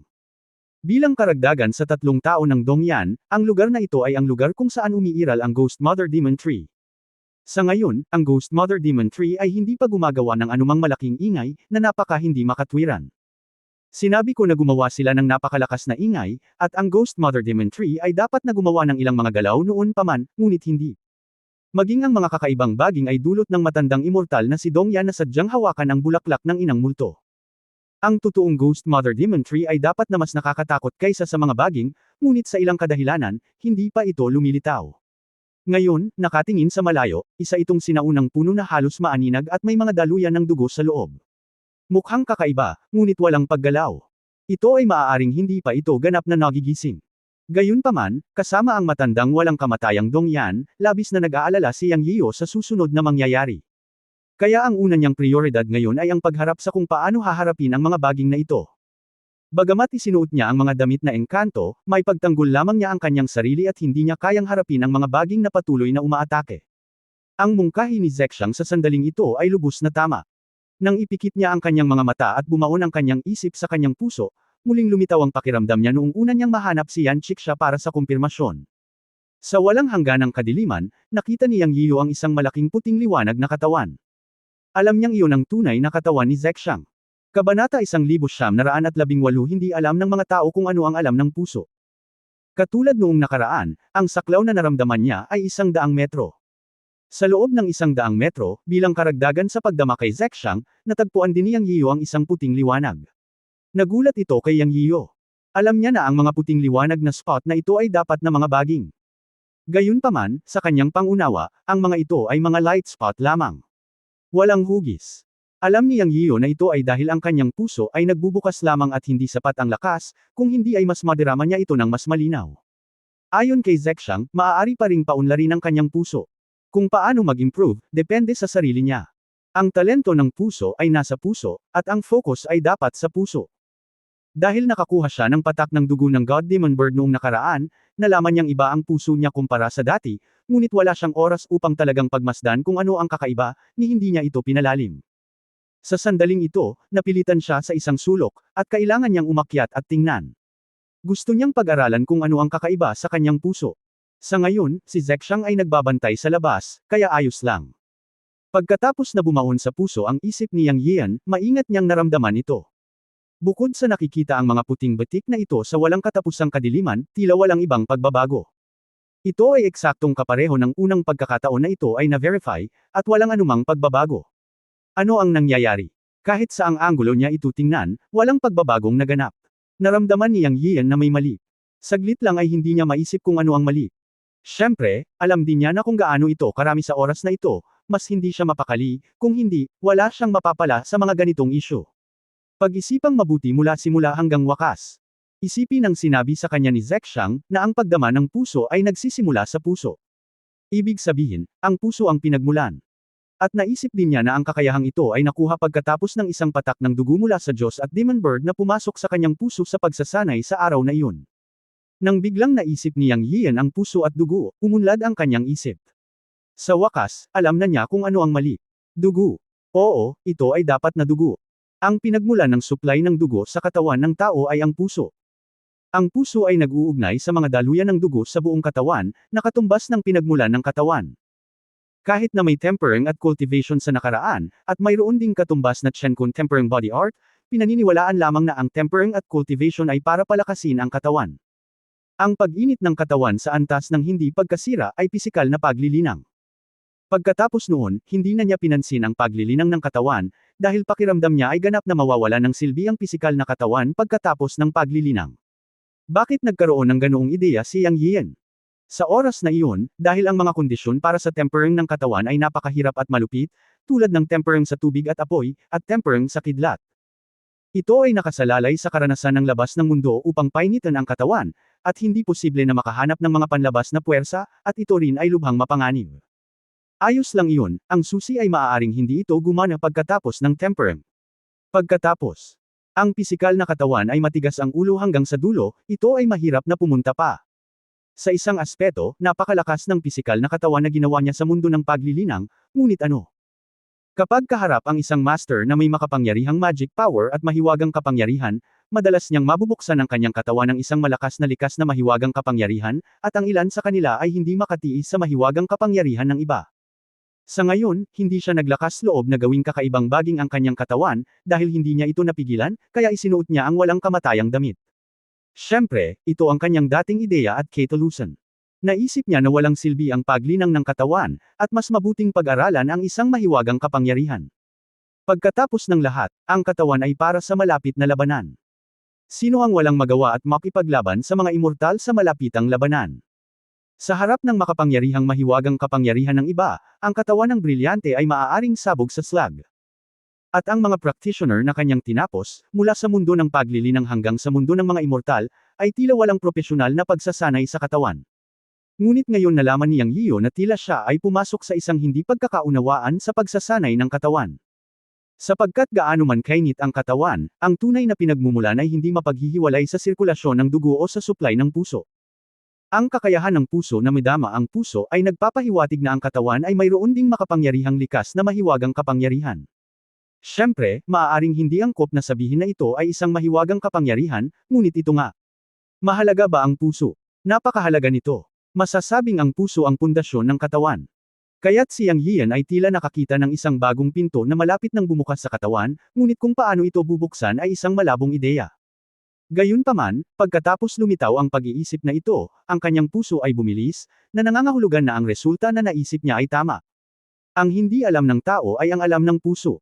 Laman, dugo, puso, supernatural na kapangyarihan. Ang mga salitang ito ay unti-unting nabuo sa kanyang isipan, na para bang magkakadugtong na ang mga ito. May kulang lang. Sa susunod na sandali, nagkaroon ng inspirasyon si Yang Yian, at nakaisip siya ng isang salita gongfa. Gongfa para sa pagtimpla ng laman. Ang paglilinang ay nangangailangan ng gongfa, at ang pagtimpla ng laman ay nangangailangan din ng gongfa. Ito ay isang katamtamang pagkakataon. Ito ay isang susi din. Ang susi upang mabuksan ang lihim ng laman. Mayroon siyang gongfa para sa pag-iinit ng laman, na biglang pumasok sa kanyang isipan sa simula, ngunit sinabi ng matanda noon na ito ay ang gongfa na ibinigay sa kanyang laman ng Chen Kun Pot, Chen Kun Tempering Body Dew. Buti na lang at matagal nang hindi nag-practice si Yang Yian. At noong siya ay nasa daigdig ng paglilinang, siya ay nagpainit ng kanyang laman sa kaharian ng liuli, na umabot sa kasagsagan ng pagtitimpi noong panahong iyon. Ngayong nakarating na siya sa daigdig ng engkanto, halatang hindi na angkop na gamitin ngayon ang tempering gongfa na ginamit sa mundo ng paglilinang. Sa sandaling ito, siya ay umakyat upang maging isang immortal. Sa isang iglap, naisip ni Yang Yian ang espiritu ni Chen Kun. Chen Kun, lumabas ka, kailangan kong palamigan ang katawan ko. Agad na nakipag-usap si Yang Yian sa espiritu ni Chen Kun pagkatapos mag-isip. Ito. Hindi ka tanga, akala ko wala kang pakialam sa pagtemper ng iyong katawan, tila alam ng espiritu ni Chen Kun kung ano ang iniisip ni Yang Yian.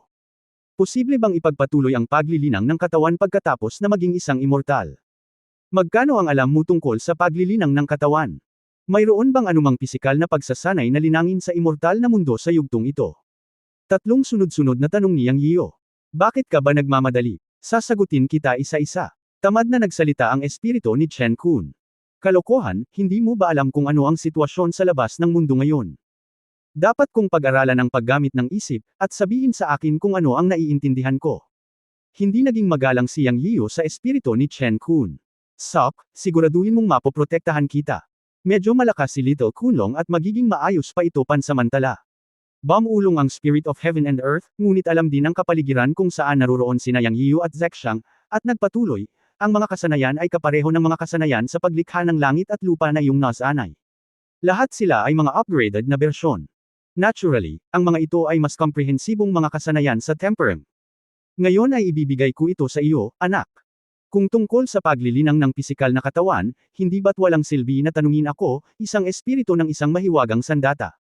Kahit na hindi ko maintindihan ang pisikal na katawan ng iyong lahi ng tao, naalala ko na ang matandang master na lumikha sa akin ay nagsabi ng isang chat tungkol sa pisikal na katawan. Masyado nang mahaba at hindi ko na matindaan ang mga partikular na salita, ngunit may isang pangungusap na natatandaan ko ng malinaw. Naalala ko ang sinabi ng matandang master na ang katawan ng tao ay isang malaking treasure house. Ang puso ay kapareho ng Daoyuan na nilinang ng mana, at masasabi pa itong mas misteryoso. Kung maaari kang gumawa ng ilang mga tagumpay, hindi ito magiging mas masahol pa kaysa sa paglilinang ng mana. Kaya tama na tumutok ka sa paglilinang ng pisikal na katawan. As for the rest, wala akong maitutulong masyado. Ibibigay ko sa iyo ang mga pisikal na ehersisyo sa katawan, at maaari mo itong pag-aralan ang iyong sarili. Habang nahulog ang Chen Kun Pot, itinuwid ng isip ni Yang Yiu ang ilang karagdagang impormasyon. Pagkatapos ng maingat na pagtingin, ito ay ang mga ehersisyo ng Chen Kun Body Tempering Ju, na mas simple kaysa dati, ngunit mas misteryoso. Maaari pa rin itong linangin batay sa yugto ng paglilinang, na nakapagpapaisip kay Yang Yiu kung matagal na ba itong inihanda ng espiritu ng Chen Kun. Anyway, ito ay isang magandang bagay para sa kanya. Ito ay hindi kasing komplikado ng dati, at ito ay mas dalisay. Isa lang itong tempering exercise, pero mukhang mas misteryoso. Pero sapat na para sa kanya. Maaari itong i-activate pansamantala. Tungkol naman sa yung iba, magtatagal para pag-aralan sila in the future. Ang kailangan niya ngayon ay ang ruta ng pagtakbo at pagtitimpi para makita ang sitwasyon ng sirkulasyon ng dugo sa buong katawan at ano ang mangyayari kapag bumalik ito sa puso. Kung ang koneksyon sa pagitan ng puso at dugo ay talagang tulad ng nahulaan niya, tiyak na magbabago ang kakayahan ng puso na makadama. At ang pangunahing punto ay magbubukas din siya ng pinto sa pisikal na paglilinang. Ito ay magiging malaking kabuluhan sa kanyang paglilinang sa hinaharap. Huminga ng malalim, sinimulan ni Yang Yiu na isagawa ang upgraded na bersyon ng Chen Kun Body Tempering Technique na ipinadala ng espiritu ng Chen Kun Pot. Kabanata 1919 ang puso ay ang pangalawang Daoyuan.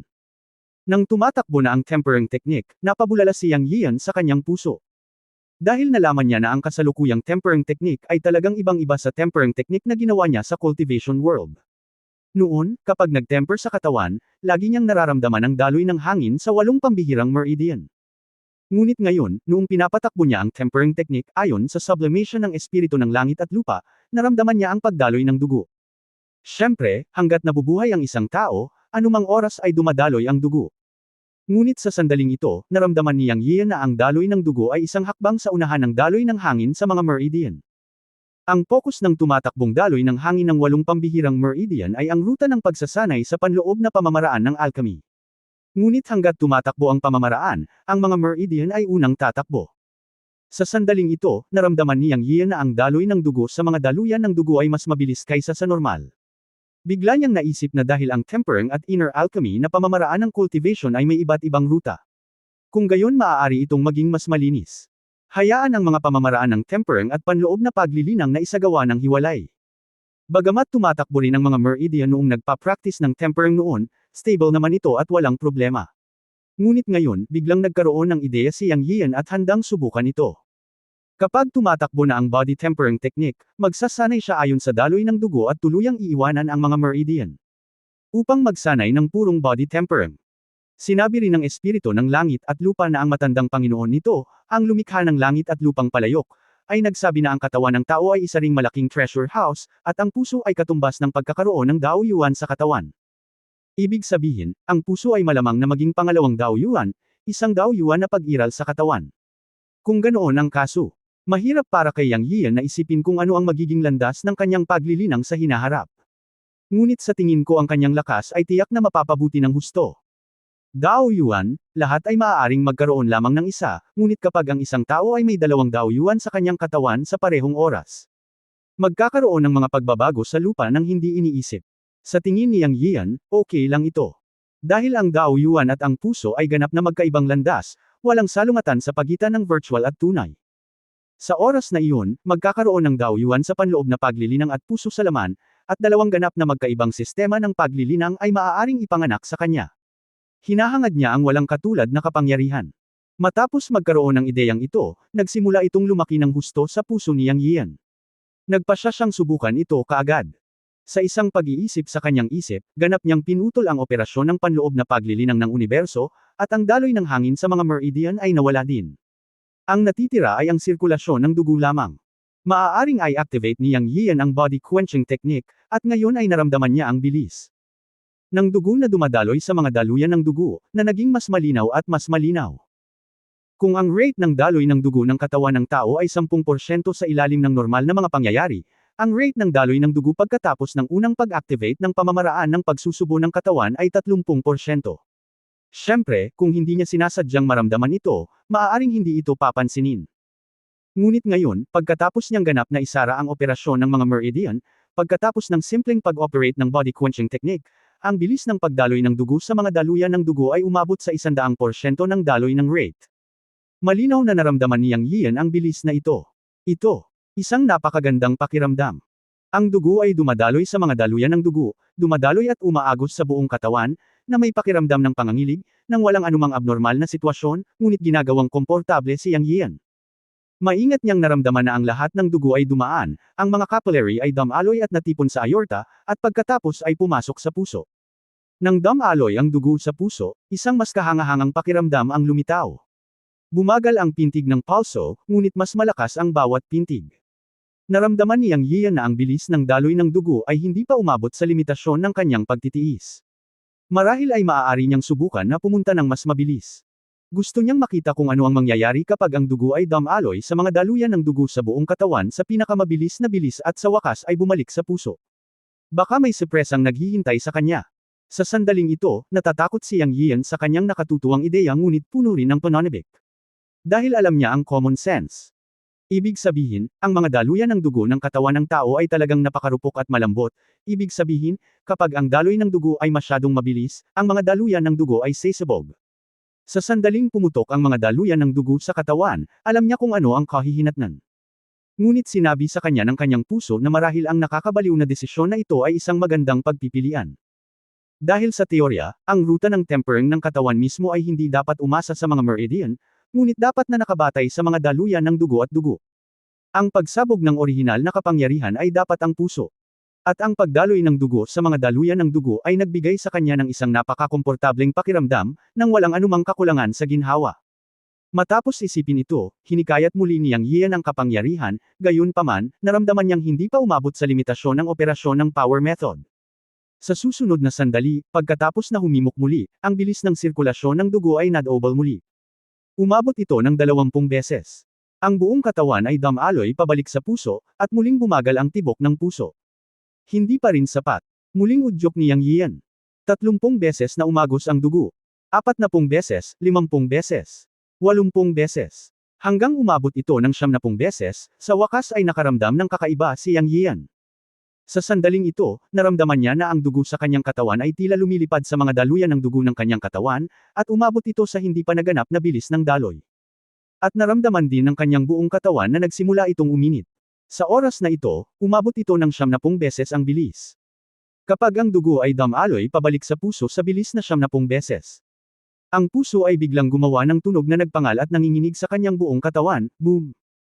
Parang tunog ng sinaunang kampana na tumutunog mula sa puso. Pagkatapos sa susunod na sandali, ang mukha ni Yang Yian ay nagbago ng husto. Sa bawat oras na ang dugo ay dumadaloy pabalik sa puso, ito ay lalabas muli mula sa puso at dumadaloy sa mga daluyan ng dugo ng buong katawan. Matapos lumabas ang daloy na ito, naramdaman ni Yang Yian na ang intensity ng scalding ay tumaas ng 12 beses.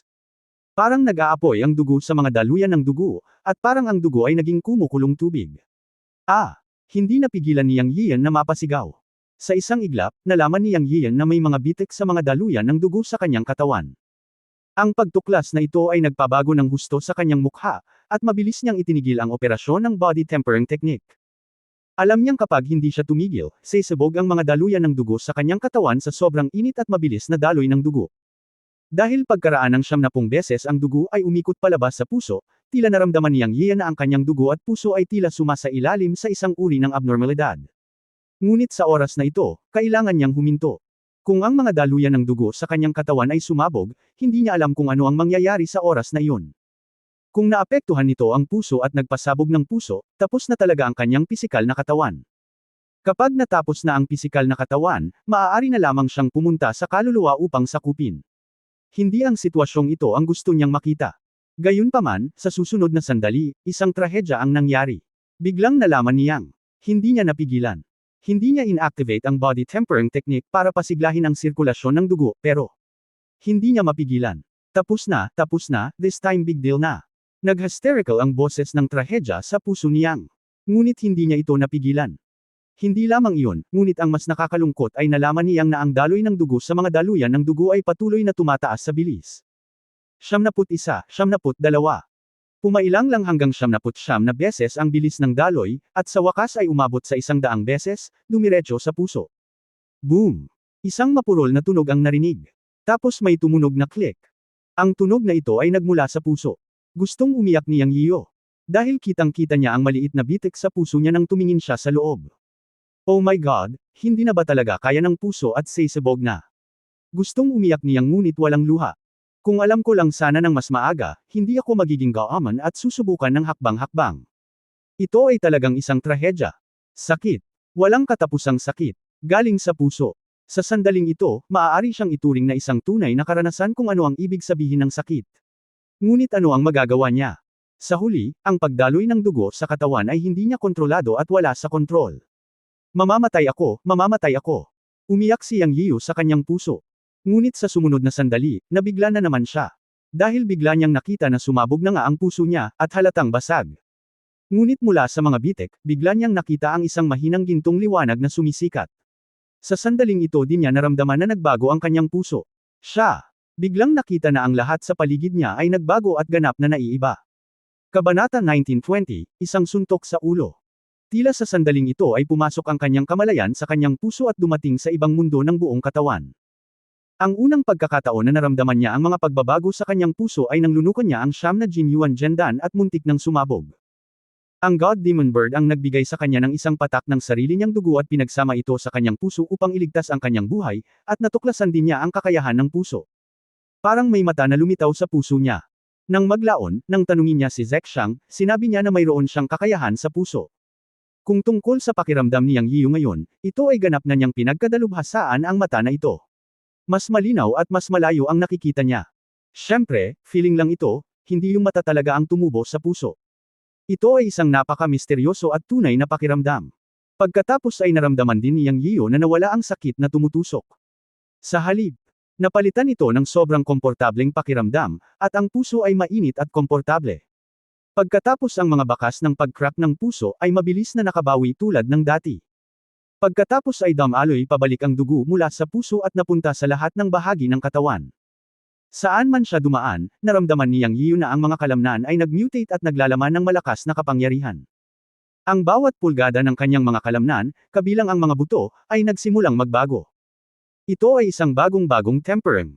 Isang tempering na iba sa nakaraan. Sa sandaling ito, alam niyang Yiyan na tama ang kanyang hinuha at nagtagumpay siya. Ang direksyon ng pisikal na paglilinang ay talagang nakasentro sa puso. Ang puso ay ang pinagmulan ng pisikal na katawan. At dugo talaga ang medium. Ang bilis ng pagdaloy ng dugo sa mga daluyan ng dugo ng buong katawan ay magpapasigla sa puso, ang pinakamalaking treasure house ng katawan ng tao. Tulad ng sinabi ng espiritu ng langit at lupa, ang puso ay maaaring maging pangalawang tao na si Dao Yuan. Ang pagbabago ng kapangyarihan ng dugo ay magbabago pagkatapos makumplito ng puso ang tempering. Ito ay eksakto kung ano ang nangyayari ngayon. Kapag ang bilis ng sirkulasyon ng dugo ay umabot sa 100 beses, ito ay lalampas sa limitasyon ng puso. Sa ilalim ng malakas na epekto at pagpapasigla, ang puso ay hindi may iwasang magbago at magbubukas ng pinto sa treasure house na ito. Sa ganitong paraan, nagbabago ang dugo, nag-aayos ng mga bakas ng pagsabog, at bumabalik muli sa dugo ng buong katawan, natatagos sa bawat pulgada ng kalamnan at buto sa katawan. Hayaang mabunyagan ng dugo ang mga kalamnan at buto at sumailalim sa mga pagbabago sa kalidad ng temperament. Naramdaman ni Yang Yian ang malakas na kapangyarihan na nakatago sa buong katawan, mula sa mga pagbabago sa dugo at puso. Napakalakas ng pakiramdam. Alam niyang nakatakas siya sa isang kalsada nang hindi sinasadya. Siyempre, sa oras na ito, ang pinakahalata ay ang pagbabago ng puso. Ramdam niya na ito rin ay isang pagbabago mula sa puso. Ito ay isang pagbabago na hindi mailarawan, ngunit ito ay totoo. Mayroon siyang uri ng pananaw na sinabi ni Zexang. Ibig sabihin, kung gusto siyang salakayin ng kalaban, malalaman niya kung saan unang aatake ang kalaban. Sa ngayon, nakatayo sa ilalim ng proteksyon ng malaking katawan ni Zexang, naramdaman niya ang mga baging na lumabas sa manipis na hangin sa paligid ng Zexang. Nalaman ni Yang Yiu na ang kakayahan sa pagdama ng puso na lumitaw sa sandaling ito ay inihanda para sa mga baging na lalabas sa manipis na hangin. Hindi na niya kailangang ipikit ang kanyang mga mata para maramdaman ito, nararamdaman niya kung saan magkakaroon ng panganib. Nagsimula ang lahat sa puso. Nasiyahan siya sa napakagandang pakiramdam na ito. Ang puso ng tao ay nakatayo sa katawan, nakabitin ng nakabaligtad. Ito ay tulad ng isang buong saklaw na pagsubaybay na walang blind spot.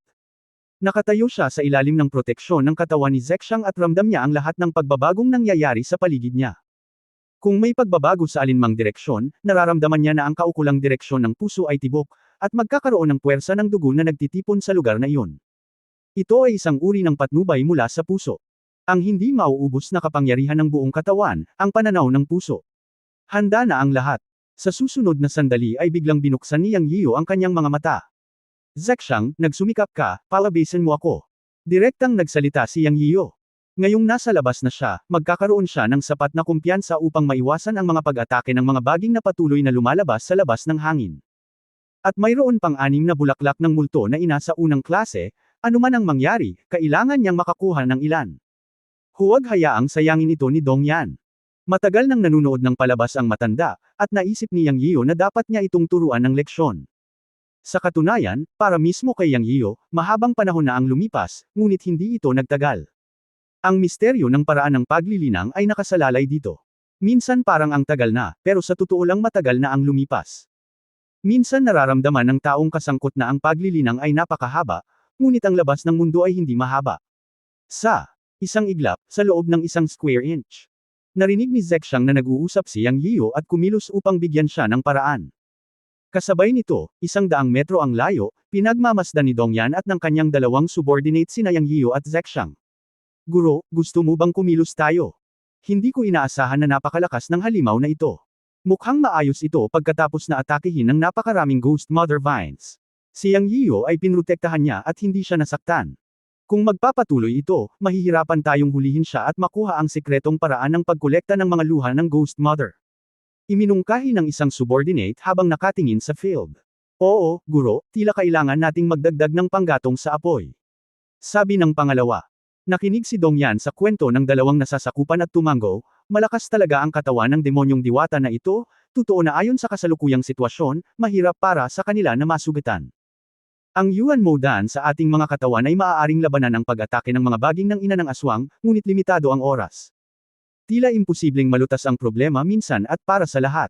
Kaya sa pagkakataong ito, pigilin ninyong dalawa ang gumagawa ng masama, at ako mismo ang magpapabagsak kay Yang Yiu at ibibigay sa kanya ang lihim na paraan. Kung hindi, mahihirapang buksan ang pinto ng inang multo at makuha ang puso ng ina ng multo. Oo, naiintindihan ko. Gayunpaman, nang kumilos na ang tatlo, nakita nila ang malaking katawan ni Zhu Ziyang na gumagalaw, at sa susunod na sandali ay lumabas si Yang Yiu mula sa loob. Dong Yan, ang matandang magnanakaw ay nakakita ng drama, at dapat muling tikman ang lasa ng paghagupit. Tumalon si Yang Yiu mula sa ilalim ng malaking katawan ni Zhu Ziyang, tumakbo diretso kay Dong Yan at sa dalawa pa, at nagmura ng malakas. Habang kumikislap ang kanyang figure, palaging nararamdaman ni Yang Yiu kung saan magkakaroon ng pag-atake ng puno ng ubas na lalabas mula sa manipis na hangin, at ang kakayahan ng kanyang isip sa paghuhula ay ganap na naibigay. At sa sandaling ito, nalaman niyang maaaring malambot at matigas ang kanyang katawan. Maaari niyang iwasan ang pag-atake ng mga baging na may hindi kapani-paniwalang mga twist. Sa isang kisap mata, sumugod siya sa loob ng 10 metro mula kay Dong Yan at sa dalawa pa. Hindi maganda, mukhang may kakayahan ang batang ito para maiwasan ang mga Ghost Mother Vines, lahat ay umiwas, nakita ni Dongyan na tila mahulaan ni Yang Yiyu kung saan aatake ang mga baging at umiwas ng maaga. Agad siyang nagkaroon ng masamang premonition at sinigawan ang kanyang dalawang tauhan na umiwas. Gusto mong umiwas, tapos na. Ngumisi si Yang Yiyu, at ang inskripsyong anteng-anteng ay lumitaw sa kanyang kamay. Matapos itong himukin, bamulong siya, space, whoosh. Nawala si Yang Yiyu sa lugar. Sa oras na ito, ang tatlong tao ng Dongyan ay nagkalat para umiwas. Itinakda ni Yang Yiyu ang kanyang target sa lalaking pinutol niya ang braso noon. Sa kapangyarihan ng inskripsyong anteng-anteng, siya ay hindi magagapi sa loob ng 10 metro sa tulong ng kapangyarihan ng espasyo. Siyempre, hanggat may kapangyarihan siyang pumatay sa kalaban, magagawa niya ito kahit saang anggulo.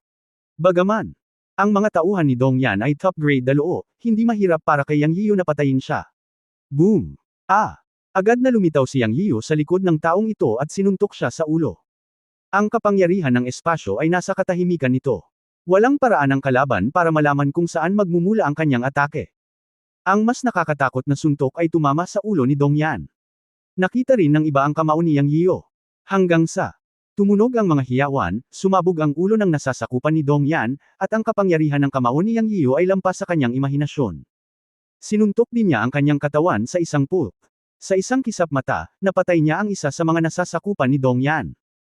Ito ang epekto ng pag-init ng katawan ni Yang Yiyu pagkatapos niyang hindi na mag-alala tungkol sa mga baging, at nakuha na niya ang kapangyarihan ng pagdama ng puso. Napabuntong hininga si Dongyan, na nanunood mula sa kabilang panig ng tumatakas na elepante. Alam niyang hindi niya maiiwasan ang bilis ni Yang Yiyu. Biglang, nakita niya ang inskripsyong anteng-anteng sa kamay ni Yang Yiyu. Alam ni Dongyan na ginamit ni Yang Yiyu ang kapangyarihan ng inskripsyong anteng-anteng upang patayin ang kanyang mga nasasakupan. Ngunit hindi niya alam na ginagamit ni Yang Yiyu ang kapangyarihan ng espasyo, at hindi niya alam na ang inskripsyong anteng-anteng ay isang anteng-anteng sa kalawakan. Anyway, namula ang mga mata ni Dongyan. Siyempre, hindi siya naawa sa kanyang mga tauhan na napatay, ngunit nagseselos siya nang makita niya ang inskripsyong anteng-anteng sa kamay ni Yang Yiyu. Ang unang naisip ng matandang immortal sa oras na ito ay ang agawin ng inskripsyong anteng-anteng sa kamay ni Yang Yiyu. End of this chapter. Abangan ang susunod na kabanata. And please, like, share and subscribe.